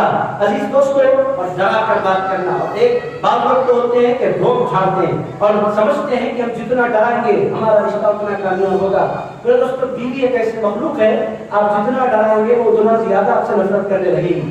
وہ آپ کے ڈرانے سے آپ سے پیار نہیں کرتی, آپ کی محبت کی وجہ سے آپ سے پیار کرتی ہے. آپ اس کا افیکشن چاہتے ہیں, آپ اس کی محبت چاہتے ہیں, آپ اس کا اٹریکشن چاہتے ہیں, آپ اس کی توجہ چاہتے ہیں, آپ اس کا پیار چاہتے ہیں. اس کا طریقہ کیا ہے کہ رسول پاک صلی اللہ علیہ وسلم کو اپنا آئیڈیل بنانے کی ضرورت ہے. اب آپ بولیں گے بہت سے لوگ کہتے ہیں ٹینشن اتنا ایسا ہے, کون مسکرا سکتے بیوی کو دیکھنے کے بعد. پہلے سے اتنا ٹینشن ہے باہر کی زندگی میں, پیسوں کا ٹینشن, کاروبار کا ٹینشن, کبھی دکان چلتی ہے کبھی نہیں چلتی, کبھی کاروبار چلتا ہے کبھی نہیں چلتا, کبھی جاب رہتا ہے کبھی نہیں رہتا. عورتوں کو کیا گھر بیٹھے انجوائمنٹ مزے میں رہتی ہے, ٹیویاں دیکھتی ہیں, ان کا کیا پرابلم ہے. ہمیں ہے ٹینشن اصل, ہم ہیں کمانے والے, ہمیں ہمارے پاس ذمہ داریاں ہیں. عزیز دوستوں میں آپ کی خدمت میں عرض کروں, آپ کے ذمہ میرے ذمہ جو ذمہ داری ہے وہ بہت چھوٹی ہے. کیا ذمہ داری ہے ہمارے میرے دوستوں, ایک فیملی کی ذمہ داری, کس کی کیا ذمہ داری ہے ہمارے پاس. عزیز دوستوں آپ کے پاس ذمہ داری کیا, میرے پاس ذمہ داری کیا. 4 بیویاں نہیں, ہر بندے کے پاس ایک بیوی, 2-4 بچے. پچھلے زمانے کی طرح 10-12 بچے بھی نہیں, ہم تو ہمارے 2-3 ہو گئے, اللہ کا شکر.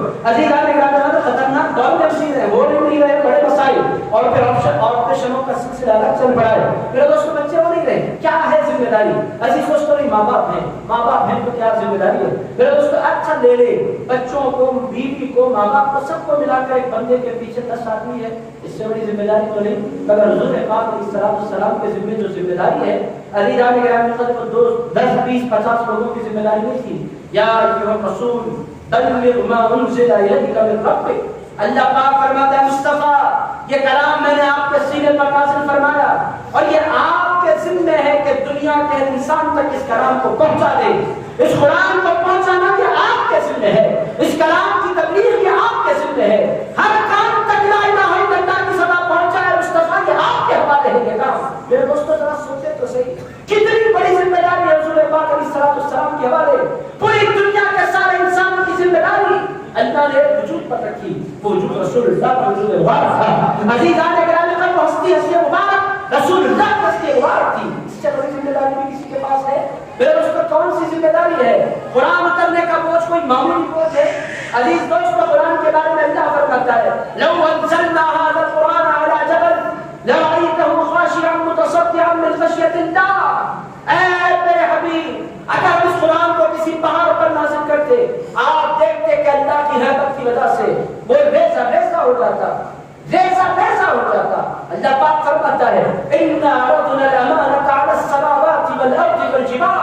ہم نے اپنی امانت دینی چاہیے پہاڑوں کو, زمین کو, آسمانوں کو. فَأَبَيْنَ أَن يَحْمِلْنَهَا وَأَشْفَقْنَ مِنْهَا. پہاڑوں نے کہا مولا ہم اس کو نہیں اٹھا سکتے, زمین نے کہا مولا ہم اس کو نہیں اٹھا سکتی, اور آسمانوں نے کہا مولا ہم اس بوجھ کو نہیں اٹھا سکتے. اشفقنا منها, اور اپنی عاجزی کو ان لوگوں نے قبول کر لیا کہ ہمارے اندر یہ کیپیسٹی نہیں ہے کہ تیرے کلام کے بوجھ کو برداشت کر سکیں. وَحَمَلَهَا الْإِنسَانُ. اللہ فرماتا ہے جس بوجھ کو پہاڑ نہیں اٹھا سکے, زمین نہیں اٹھا سکی, آسمان نہیں اٹھا سکے, اس بوجھ کو آمنہ کے لال میں اٹھا لیا. عزیز دوستو آپ کا انداز ہے ذمہ داری کتنی بڑی ہے. اللہ کے کلام کو اپنے سینے پر نزول ہوتے ہوئے برداشت کرنا یہ کوئی معمولی ذمہ داری نہیں ہے. اللہ کے کلام کو پوری دنیا کے سارے انسانوں تک پہنچانا یہ کوئی معمولی ذمہ داری نہیں ہے. میرے دوستوں رسول من کرائے تھے. ایسا نہیں تھا کہ کسی خاص قبیلے کو ان کو دعوت دینی تھی. ایسا بھی نہیں تھا کسی خاص ملک کی طرف ان کو توجہ کرنی تھی. حضور کیسے آئے؟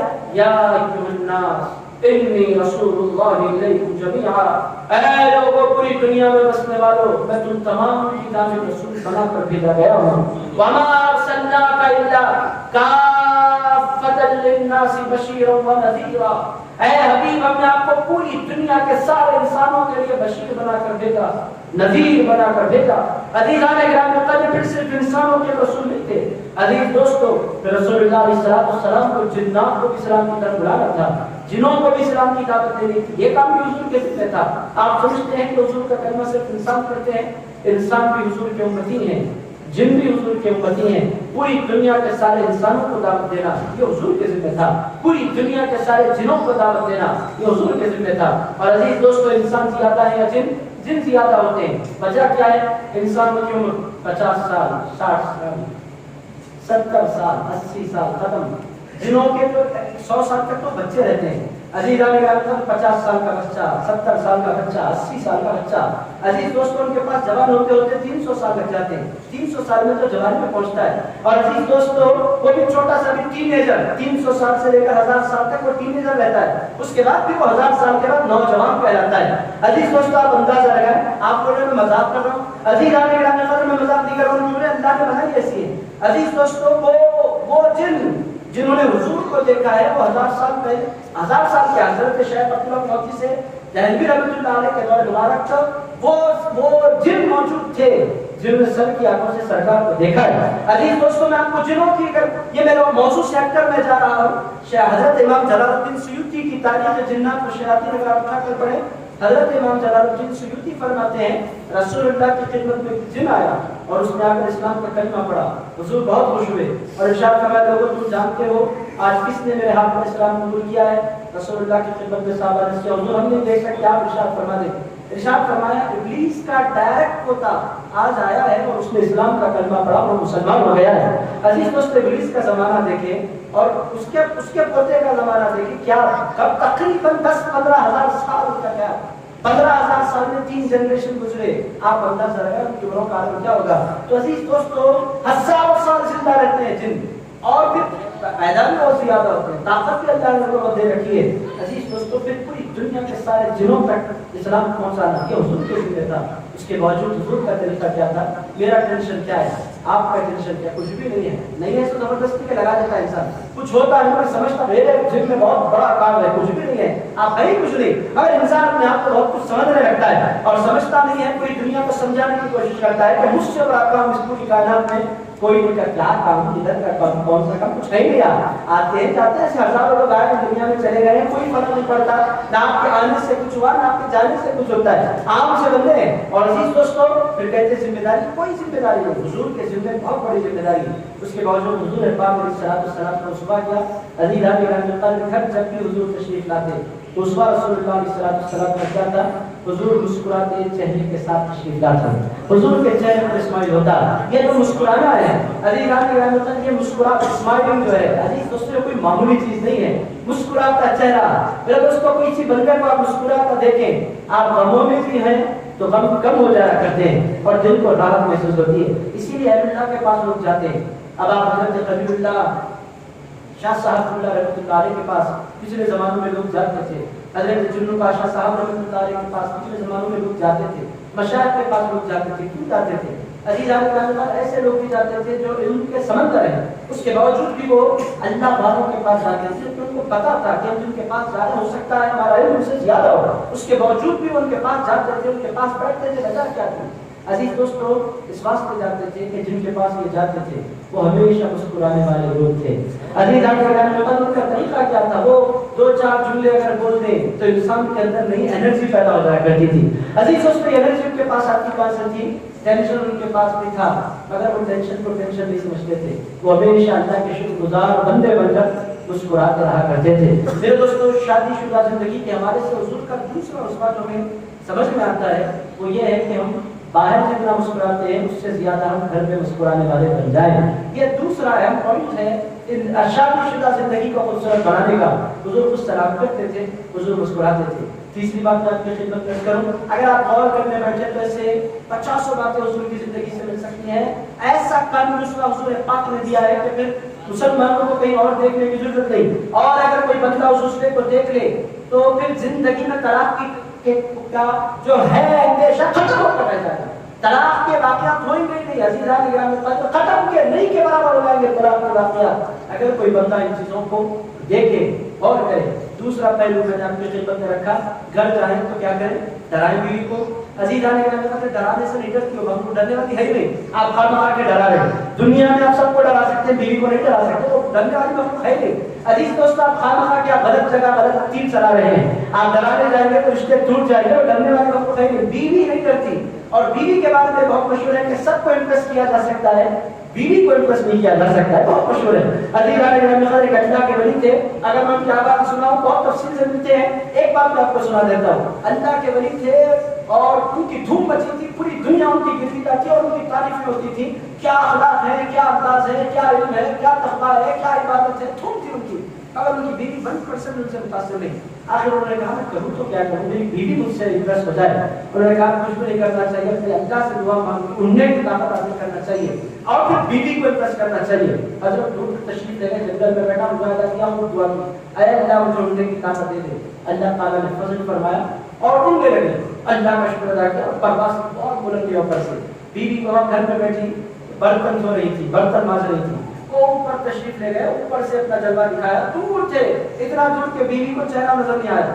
جو ہی ان کو دیکھا سر پر پلو ڈال کر درود پڑھنے لگی. کیا اللہ کے ولی جا رہے ہیں, اللہ کا شکر ادا کیا, کیسے اللہ نے بندے بنائے. حضرت نے کیا کیا, کچھ دیر کے بعد حضرت نے لینڈنگ کری اور سیدھے دروازے میں آ گئے. لینڈنگ کرنے کے بعد اندر گھسے. بیوی نے کہا آپ کیا ولی ہیں اللہ کے, ایسی کوئی کرامت آپ دکھائیں. حضرت نے پوچھا ہوا کیا, کہنے لگے ابھی میں نے اللہ کے ولی کو دیکھا ہے, آسمانوں پر پرواز کر رہے تھے. تو انہوں نے فرمایا مسکرا کر, میری بیوی کو جو اڑ رہے تھے وہ کوئی اور نہیں تھا, وہ تمہارا شوہر تھا. یہ کہنا ہی تھا. بیوی نے کہا اسی لیے تو میں نے دیکھا کبھی ادھر کن کھا رہے تھے, کبھی ادھر کن کھا رہے تھے, بیلنسنگ نہیں تھی, مزے رہی تھی. عزیز دوستو, مطلب یہ ہے کہ بیوی کو امپریس کرنا انتہائی ڈفیکلٹ کام, اور ڈرا کر آپ کرنا چاہیں تو وہ تو کام ہو ہی نہیں سکتا. عزیزان گرامی قدر, یہ ناممکن ہے کہ آپ اپنے آپ کو محفوظ رکھیں, یہ ہے تاریخی بات. عزیز دوستو, بہرحال یہ ایک میں نے آپ کا تھوڑا سا آپ کو جی لگ جائے, ایک چٹکلا اس کا یہ مطلب یہ ہے. حضرت امام احمد بن حنبل کی بیوی کے بارے میں آتا ہے کہ وہ کبھی امپریس ایک لمبے زمانے تک, اور بہت سے اولیاء کا تذکرۃ الاولیاء میں آپ کو ایسے بہت سے واقعات ملے گا, ان واقعات پر نہیں جا سکتا. بس آپ کی خدمت میں کروں. دوسرا اس کا حضور پاک علیہ السلام کا میں نے آپ کی خدمت میں رکھا, وہ یہ ہے کہ بیوی کو آپ کو سلام کریں اور بیوی کے ساتھ مسکرا کر ملیں. یہ بیوی کے لیے نہیں ہے, گھر میں سارے لوگوں کے ساتھ مسکرا کر رہیں, اچھے اخلاق کے ساتھ رہیں. چونکہ حضور ارشاد فرماتے ہیں خیرکم خیرکم لأہلہ. حضور نے کتنے خوبصورت انداز میں اس بات کو یاد. حضور فرماتے ہیں اے میری امتیو, تم میں اچھا کون ہے جانتے ہو؟ سرکار کے سامنے کہا حضور کون؟ ارشاد فرمایا خیرکم خیرکم لأہلہ. ارشاد فرمایا تم میں سب سے اچھا وہ ہے جو اپنی بیوی کے ساتھ اچھا ہے. دنیا کے ساتھ اچھا رہنے والا اچھا نہیں. دنیا کے ساتھ تو کوئی بھی اچھا رہتا ہے, پہلوان کے ساتھ میں اچھا ہو, آپ اچھا نہیں رہے تو نہیں مارتا آپ کو. لیڈر کے ساتھ میں اچھا ہو, نہیں رہے تو پھر گھر بندے وقت معلوم ہوتا. عزیزان, اچھا تو سب کو رہنا ہے, وہاں اچھا رہنا سمجھ میں, اچھا رہنا کب ہے؟ خیرکم خیرکم لأہلہ. حضور فرماتے ہیں اچھا تم میں وہ ہے جو اپنی بیوی کے ساتھ اچھا ہے. کسی کے بارے میں اس کی بیوی بولے کہ یہ اچھا ہے, وہ واقعی اچھا ہے. عزیزان گرامی قدر, پوری کائنات کو امپریس کرنا کمال نہیں, بیوی کو امپریس کرنا کمال ہے. عزیز دوستو, بیوی متاثر ہو جائے کسی انسان سے, یہ کمال ہے. عزیز دوستو, اس کے لیے حضور پاک علیہ السلام کی زندگی ہے. دوسرا طریقہ, پہلا طریقہ میں نے آپ کی خدمت میں کیا کیا, سسرالی رشتہ داروں کے ساتھ اس نے سلوک, پہلا طریقہ.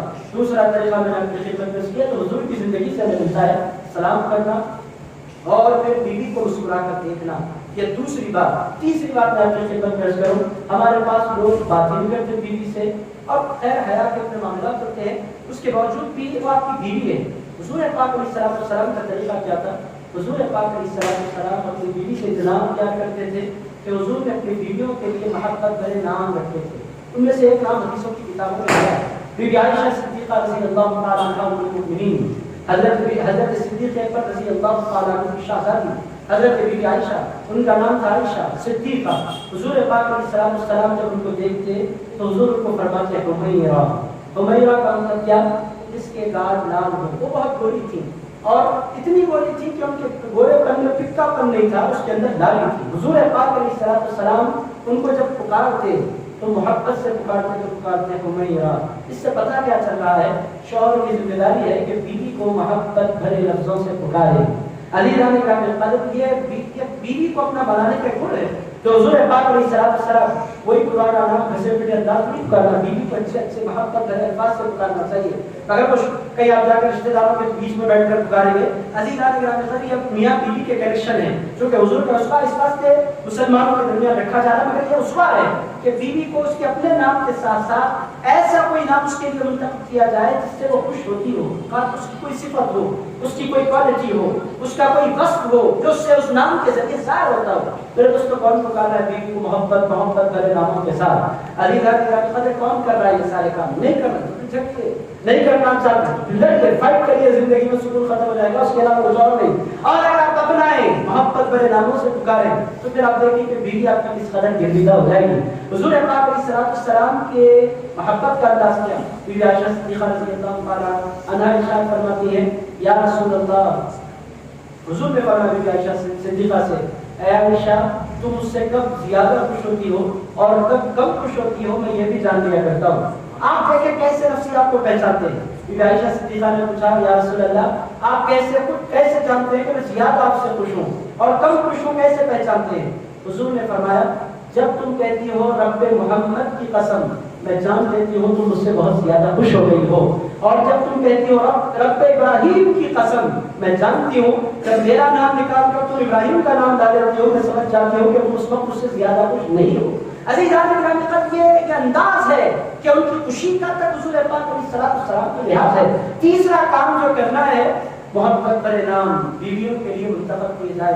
ہمارے ہاں بیویوں کو پبلک میں نام لے کر پکارنا بھی ہمارے ہاں بے ادبی سمجھا جاتا ہے. یہ ہمارے حیدرآبادی اپنا ایک کلچر ہے. یہاں شوہر بیوی کو نام لے کر نہیں پکارتی اور بیوی شوہر کو نام لے کر نہیں پکارتی. جو بیوی شوہر کو نام لے کر پکارے ہمارے ہاں ہمارے حیدرآباد کے معاشرے میں اس کو بے ادب سمجھا جاتا ہے اور اس کو بد لحاظ سمجھا جاتا ہے. عام طور پر اس کو پسند نہیں کیا جاتا جو اپنے شوہر کو نام لے کر پکارتی ہیں. اور شوہر بھی عام طور پر لوگوں کے درمیان اپنی بیوی کا نام لیتے ہچکچاتے ہیں. خیر پردہ ہے، حیا ہے، بہت اچھا ہے. ایک نوجوان جوڑا آیا حضرت کے ساتھ، میں بھی بیٹھا ہوا تھا، وہ آئے اور بیوی کے گلے میں ہاتھ ڈالا، بیٹھے حضرت کے سامنے اور بیٹھنے کے بعد پوچھا حضرت مجھے کچھ نصیحت کی تھی. ارشاد فرمایا بدتمیز پہلی نصیحت یہ ہے کہ تم بیوی کے گلے سے ہاتھ نکال. تو اس نے فوراً اپنے ہاتھ نکالی، حضرت میری بیوی ہے. ارشاد فرمایا بیوی تیرے کمرے میں ہے، باہر بیٹھنا ہے ادب کے ساتھ بیٹھا کر، یہاں تماشا نہیں کرنا. نئی شادی ہوئی تھی عزیزان گرامی، یہ رشتہ حیا کا ہے. اس کے ساتھ ساتھ آپ نام دیں مگر پبلکلی نہیں، تنہائی میں آپ محبت کریں، ناموں سے مخاطب کریں. حضور پاک علیہ السلام کی سنت مبارکہ آپ دیکھیں، محبت بھرے الفاظ، محبت بھرے نام. اس کا مطلب یہ ہے کہ آپ آڑے نام ٹیڑھے نام رکھیں. عزیزان گرامی ایسے نام رکھیں جس کو اس کی عزت ہو. گڈی ہے یہ عزت نہیں ہے، یہ ذلت ہے. عزیزان گرامی عزت بھرے نام دے جس سے اس کو محسوس ہو کہ میرا شوہر مجھ سے محبت کرتا ہے. یہ 3 کام ہوئے. چوتھا کام میں آپ کی خدمت درس کرتا ہوں جو ہمارے پاس بالکل نہیں کرتے، جو حضور کیا کرتے ہیں. عزیزان گرامی ہمارے پاس کیا ہوتا ہے؟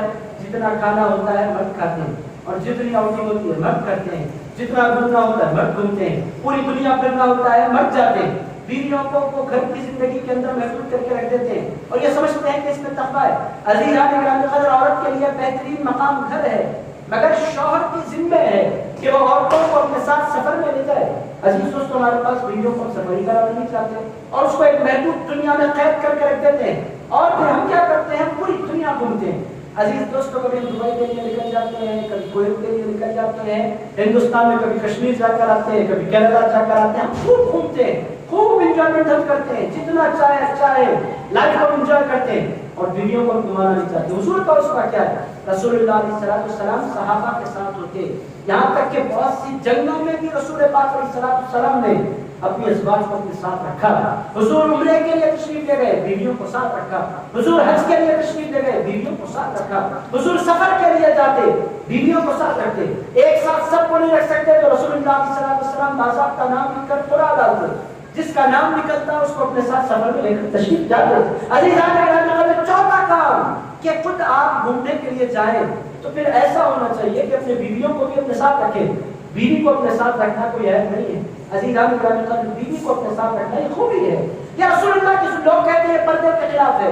عزیز دوستوں کیا رسول اللہ سے بہتر بھی پردے کو کوئی جاننے والا تھا؟ عزیزان گرامی حضور سے بڑھ کر بھی کوئی لحاظ رکھنے والا ان چیزوں کا؟ حضور پاک علیہ السلام نے اپنے ساتھ رکھا. حضور نے زندگی پر اپنے اسباب میں اپنی ازواج کو اپنے ساتھ رکھا.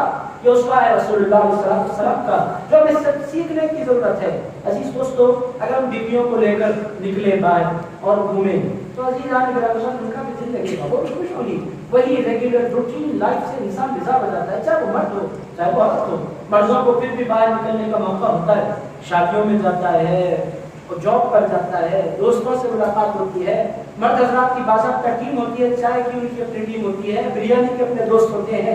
عزیزان گرامی چائے کا دوست چائے پر ملتا ہے, بریانی کا دوست بریانی پر ملتا ہے, اور مندی کا دوست مندی پر ملتا ہے. عزیزان گرامی باضابطہ دوستوں کی کیٹیگریز ہوتی ہیں کہ کنجوس ہے, چائے سے بڑھ کر پلانے والا نہیں ہے, اس کو چائے پر رکھ دیا جاتا ہے. کچھ بڑے دل والا ہوتا ہے, یہ بریانی کھلانے والا ہے, کبھی وہ کھلائے گا کبھی ہم کھلائیں گے, اس کے ساتھ بریانی کھلائی جاتی ہے. الگ الگ کیٹیگریز ہوتی ہیں مردوں کے پاس دوستوں, وہ بیچاریاں بھی نکل نہیں سکتی. عزیز دوستو شادی کے رشتے کو خوبصورت بنانے کے لیے حضور کا اسوہ کیا؟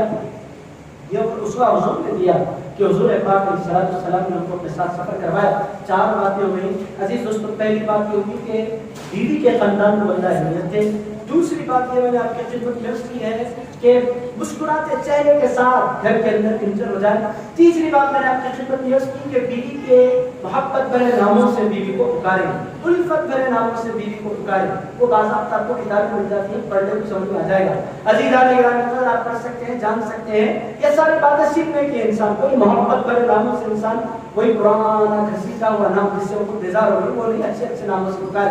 عزیز دوستو چوتھی بات میں نے آپ کی خدمت میں عرض کی حضور پاک علیہ السلام اس سے جو ہمیں پتہ چلتا ہے وہ یہ ہے کہ بیویوں کو سفر کرائیں, خود بھی سفر پر جائیں. ہمارے پاس حیدرآباد میں ایک بہت بڑا طبقہ ہے وہ سفر پر جاتے ہیں. عزیز دوستوں وہ نکلتے نہیں, نکل گئے تو کہاں تک آخریت کا ہے میں بتاتا ہوں, آخریت جہانگیر پیرا کی درگاہ.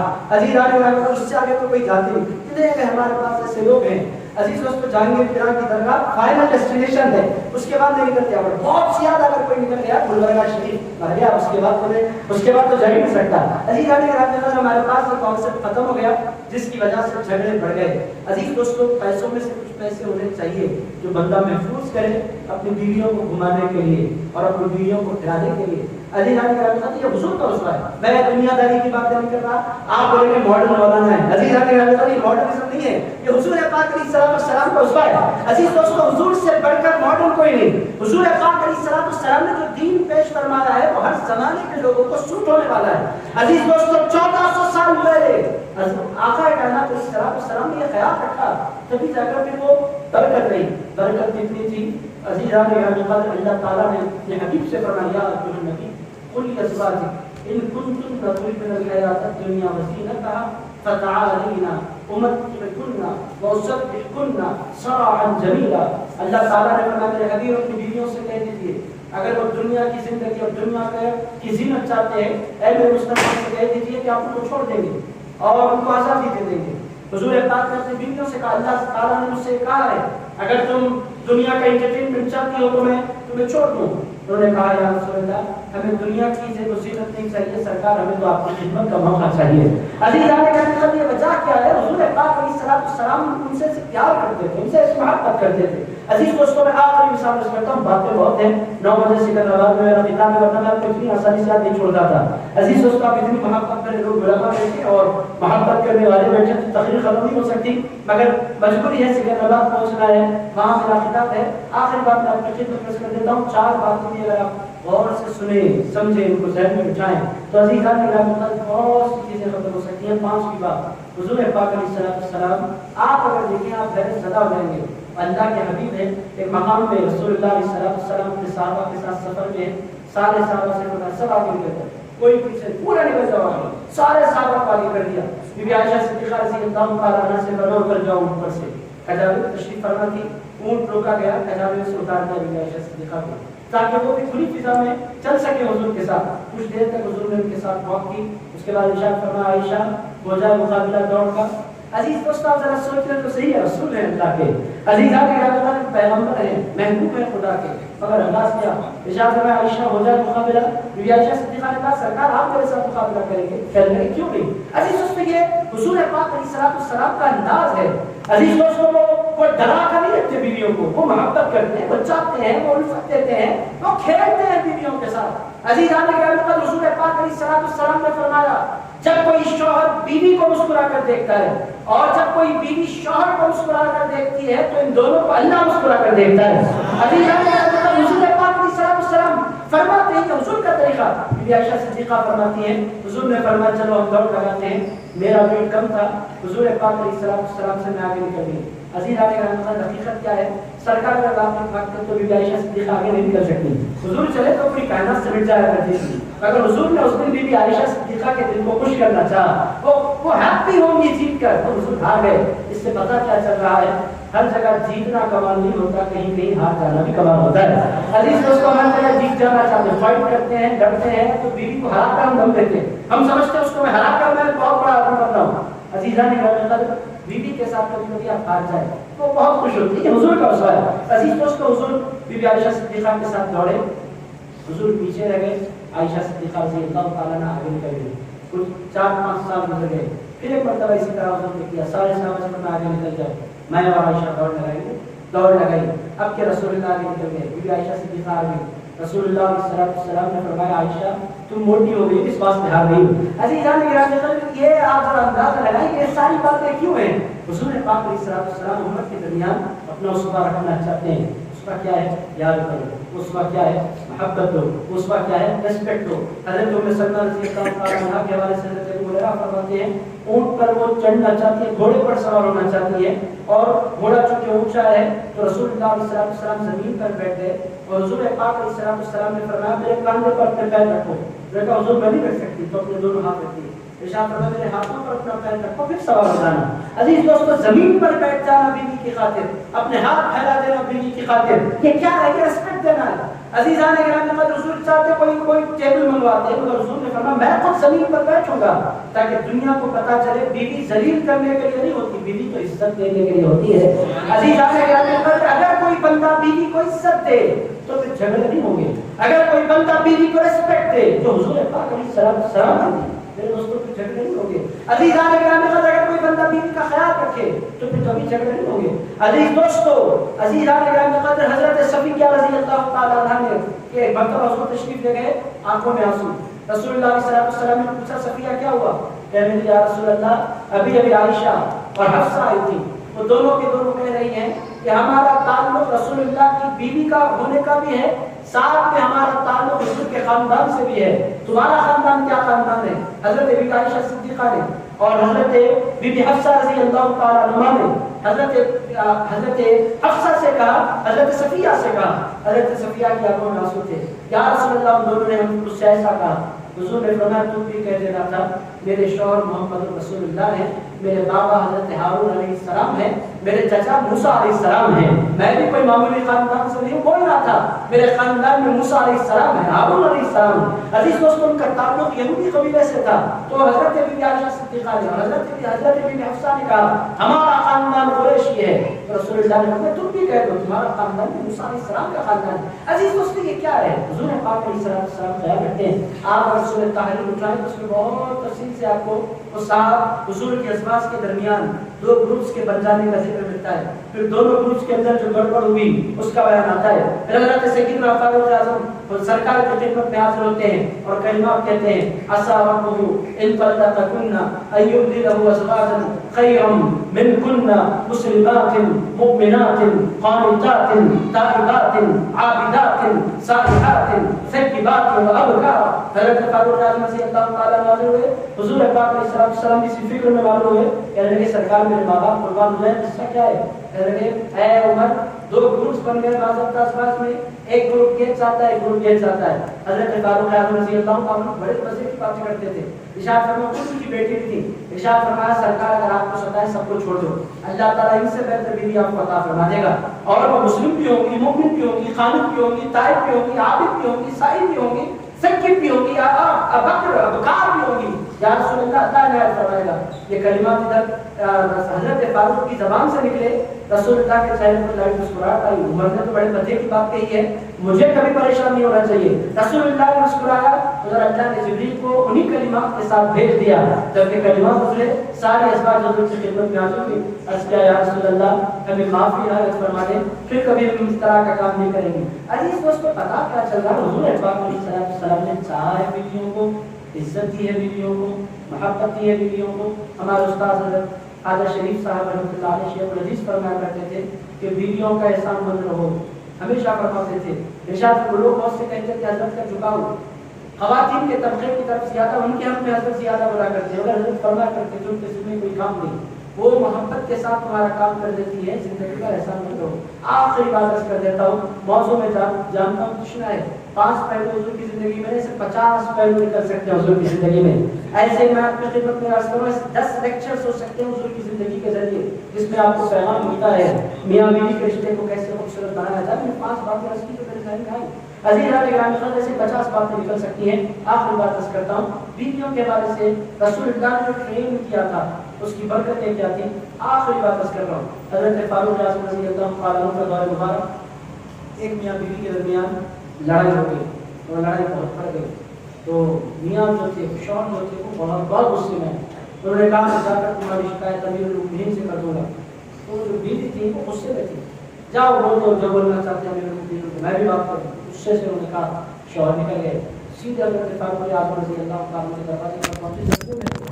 اسی دفعے میں دروازہ بھی کھٹکھٹا دیا, غصے میں دروازہ کھٹکھٹا دیا دروازہ.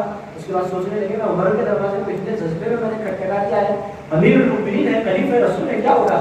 حضرت فاروق اعظم باہر نہیں آئے. حضرت فاروق اعظم اندر ہے, گھر چکے چھوٹے تھے, اندر سے آواز آ رہی ہے, اندر سے آواز آ رہی ہے, بیوی زبردست کلاس لے رہی ہے حضرت فاروق اعظم کی. اور حضرت فاروق اعظم رضی اللہ عنہ بڑے صبر کے ساتھ, بڑے تحمل کے ساتھ ان کو منانے کی کوشش کر رہے ہیں. یہ باہر دروازے پر کھڑے, 10 منٹ گزر گئے. 10 منٹ کے بعد حضرت فاروق اعظم رضی اللہ عنہ باہر تشریف لائے. لانے کا ارشاد کرنا, کیا ہوا, دروازہ کھٹکھٹا رہے تو قصہ کیا ہے. کہنے لگے حضرت وہ بیوی کا قصہ لے کر آیا تھا. انہوں نے بولا حضرت کیا سناؤں آپ سے, مجھ سے زیادہ خطرناک تو آپ کا کیس ہے. حضرت بہت زیادہ آپ کی زوجہ بولتی چلی جا رہی تھی, میری بیوی سے زیادہ تیز. ارشاد فرمایا, بہت خوبصورت بات حضرت فاروق اعظم رضی اللہ تعالیٰ نے, اچھا تو بیوی کا غصہ تمہیں پریشان کرتا ہے. کہنے لگے ہاں. ارشاد فرمایا ایک بات میں تمہیں سمجھاتا ہوں, سنو. وہ کیا. ارشاد فرمایا میری بیوی صرف بیوی کا کام انجام نہیں دیتی, میری بیوی گھر کی سیکیورٹی کا کام بھی انجام دیتی ہے. وہ جب رہتی ہے تو میرے گھر میں کبھی چوری نہیں ہوتی, میرے گھر کے ایک چیز کی وہ حفاظت کرتی ہے. ایک کام وہ سیکیورٹی کا انجام دیتی ہے, دوسرا کام طباخہ, میری بیوی میرے لیے ایک بہترین باورچی کا کام بھی انجام دیتی ہے, اور بغیر کسی پیسوں کے. میں روٹی چاہوں روٹی دیتی ہے, چاول چاہوں چاول دیتی ہے, دال چاہوں دال دیتی ہے, گوشت چاہوں گوشت دیتی ہے, ترکاری چاہوں ترکاری, بہترین طباخہ کا کام انجام دیتی ہے وہ. اور للہ فی اللہ یہ 2 کام ہو گئے. تیسرا کام جو میری بیوی انجام دیتی ہے غسالہ. ارشاد فرمایا تیسرا کام وہ میرے کپڑے دھوتی ہے, کپڑے استری کرتی ہے, میرے کپڑوں کا خیال رکھتی ہے, اور پھر اس کے لیے کوئی پیسہ بھی نہیں مانگتی, فری سروس ہے اس کی, میرے کپڑوں کا خیال رکھنا. آپ دیکھیں مرد حضرات ہوتے ہیں بعض شریف بھی جو اپنی استری خود کر لیتے ہیں, عام طور پر پھوپڑ ہو جاتے ہیں جب شادیاں ہو جائیں. عزیزان گرامی قدر, وہ پہلے دھونے والا بھی نہیں دھوتا, پہلے استری کرنے والا بھی نہیں کرتا, بیوی پر روب ہوتا ہے اور بیوی کرتی بھی ہے. عزیزان گرامی قدر, حضرت فاروق اعظم نے فرمایا سیکیورٹی کا کام وہ انجام دیتی ہے, طباخہ کا کام, باورچن کا کام, باورچی کا کام, یہ رول بھی وہ انجام دیتی ہے. پھر تیسرا کام غسالہ, جو دھوبن کا کام ہے وہ اس کے ذمہ نہیں. آج بھی بیویاں کرتی ہیں شوہروں کے کام, کیا کرتی ہے, اگر استری نہیں بھی کرتی ہیں تو دھوتی تو ہے. عزیزان گرامی قدر, حضرت فاروق اعظم نے فرمایا چوتھا کام وہ میرے بچوں کی مربیہ ہے, استاد ہے میرے بچوں کی, اور اس کے لیے کبھی وہ فیس نہیں مانگتی کہ بچوں کو پڑھانا ہے. ماں اگر ان پڑھ ہو, جاہل ہو, توجہ نہ دے بچوں کی پڑھائی پر, پھر بچے کبھی پڑھ کر آگے نہیں بڑھتے. چونکہ باپ صرف نصیحت کر سکتا ہے, وقت نہیں دے سکتا, اس کی اپنی ذمہ داریاں ہیں. یہ چوتھا کام بھی بیوی کرتی ہے. 4 رولز حضرت فاروق اعظم نے گنانے کے بعد ارشاد فرمایا یہ 4 کاموں کے لیے مجھ سے کوئی معاوضہ طلب نہیں کرتی, اور کبھی کبھی غصہ کر لیتی ہے, اور اگر میں برداشت نہیں کروں گا تو پھر کون برداشت کرے گا. مجھے تو برداشت کرنا ہی ہے, وہ میری بیوی ہے, مجھے اپنا سمجھتی ہے, اس واسطے مجھ پر کبھی کبھی غصہ کر لیا کرتی ہے. عزیزان گرامی قدر, یہ ہے اسلام جو میں نے آپ کی خدمت میں پیش کیا. جب بندہ اپنے اندر اتنی لچک پیدا کرے تو کون سی بیوی ہے جو اس کا گھر چھوڑ کر چلی جائے. عزیزان گرامی قدر, اگر حیوان بھی ہوگی تو انسان میں تبدیل ہو جائے گی جب اس کے ساتھ یہ محبت کا سلوک، یہ اخلاق کا سلوک، حضور پاک علیہ السلام کے اسوے کو اپنا کر کوئی بندہ ان کے ساتھ سلوک کرے تو پھر زندگی جنت کا نمونہ بن جاتی ہے۔ میرے دوستو، زندگی جنت بنتی کیسے ہے؟ زندگی جنت نہ اچھے گھر سے بنتی ہے، نہ بڑے پیلس سے بنتی ہے، نہ زبردست گاڑی سے بنتی ہے۔ زندگی جنت بنتی ہے تو نیک بیوی سے بنا کرتی ہے۔ عزیزان گرامی قدر، جس کے پاس فرما بردار، اطاعت گزار، وفا شعار، نیک بیوی آ جائے، اس سے بڑھ کر دنیا میں کوئی خوش قسمت انسان نہیں ہے۔ عزیز دوستو، وقت بہت ہو گیا، چند باتیں ذہن نشین رکھیں اور اپنے سلوک کو دیکھیں، آپ کا اپنے ایٹیٹیوڈ کیا ہے۔ جن نوجوانوں کا نکاح ہونا ہے ابھی سے پلان کریں کہ ہم بیویوں کو بہت محبت دیں گے، بہت عزت دیں گے۔ جن کے پاس آلریڈی بیویاں ہیں وہ پھر یہ 4-5 کاموں کی طرف توجہ دیں، پھر دیکھیں گے کہ آپ کی زندگی جنت بن جائے گی۔ عزیزان گرامی قدر، واقعی جنت بن جائے گی آپ کی زندگی۔ آپ پھر دل جی بھر کے دعائیں دیں ڈاکٹر اویس بخاری صاحب کو کہ انہوں نے یہ خوبصورت لیکچر رکھا اور آپ لوگوں کی زندگی کو جنت بنانے کا انہوں نے پلان کیا۔ میں دل کی گہرائیوں سے حضرت حسن محمد نقشبندی صاحب مدد اللہ العالی کا، حضرت ڈاکٹر اویس بخاری صاحب مدد اللہ العالی کا، حضرت ڈاکٹر سہیل احمد قادری صاحب مدد اللہ العالی کا، تین ڈاکٹرز ایک ساتھ بیٹھے، تینوں ڈاکٹرز کا، تینوں علماء کا، تینوں مشائخ کا میں دل کی گہرائیوں سے شکریہ ادا کرتا ہوں۔ اللہ کی بارگاہ میں دعا کرتا ہوں کہ اے پاک پروردگار، ہم تمام کو حضور پاک علیہ السلام کے اسوے کو اپنانے کی توفیق عطا فرما، رسول اللہ علیہ السلام کے نقش قدم پر چلنے والا بنا۔ اے پروردگار، حضور نے اپنی ازواج سے بہت محبت کی، مولا ہمیں بھی اپنے بیویوں کے ساتھ محبت کا سلوک کرنے کی توفیق عطا فرما۔ اے پروردگار، حضور پاک علیہ السلام کے میلاد کے دن بہت قریب ہے، مولا پوری عقیدت کے ساتھ اور پوری توانائی کے ساتھ ہمیں میلاد منانے کی توفیق عطا فرما۔ حضور پاک علیہ السلام کی میلاد کے مبارک دنوں کی برکتوں کے طفیل ہماری زندگیوں کو منور فرما، ہماری زندگی کی تاریکیوں کو دور فرما۔ اے اللہ، ہماری زندگیوں کو پاکیزگی عطا فرما۔ حضور کی میلاد کی برکتوں کے طفیل ہماری زندگیوں کو طہارت عطا فرما۔ اے اللہ، ہمارے کردار کو بلندی عطا فرما۔ اے اللہ، حضور پاک علیہ السلام کے مبارک اسوے کی برکتوں کے طفیل ہم تمام کو اعلیٰ اخلاق والا، بلند کردار والا بنا دے۔ اے پروردگار، کہنے سننے میں کوئی خطا ہو گئی ہو تو اپنے فضل سے معاف فرما دے۔ صلی اللہ تعالی علی خیر خلقہ ونور عرشہ سیدنا وحبیبنا ومولانا محمد وعلی آلہ وصحبہ ووارث حالہ الغوث العظم والحمد للہ رب العالمین۔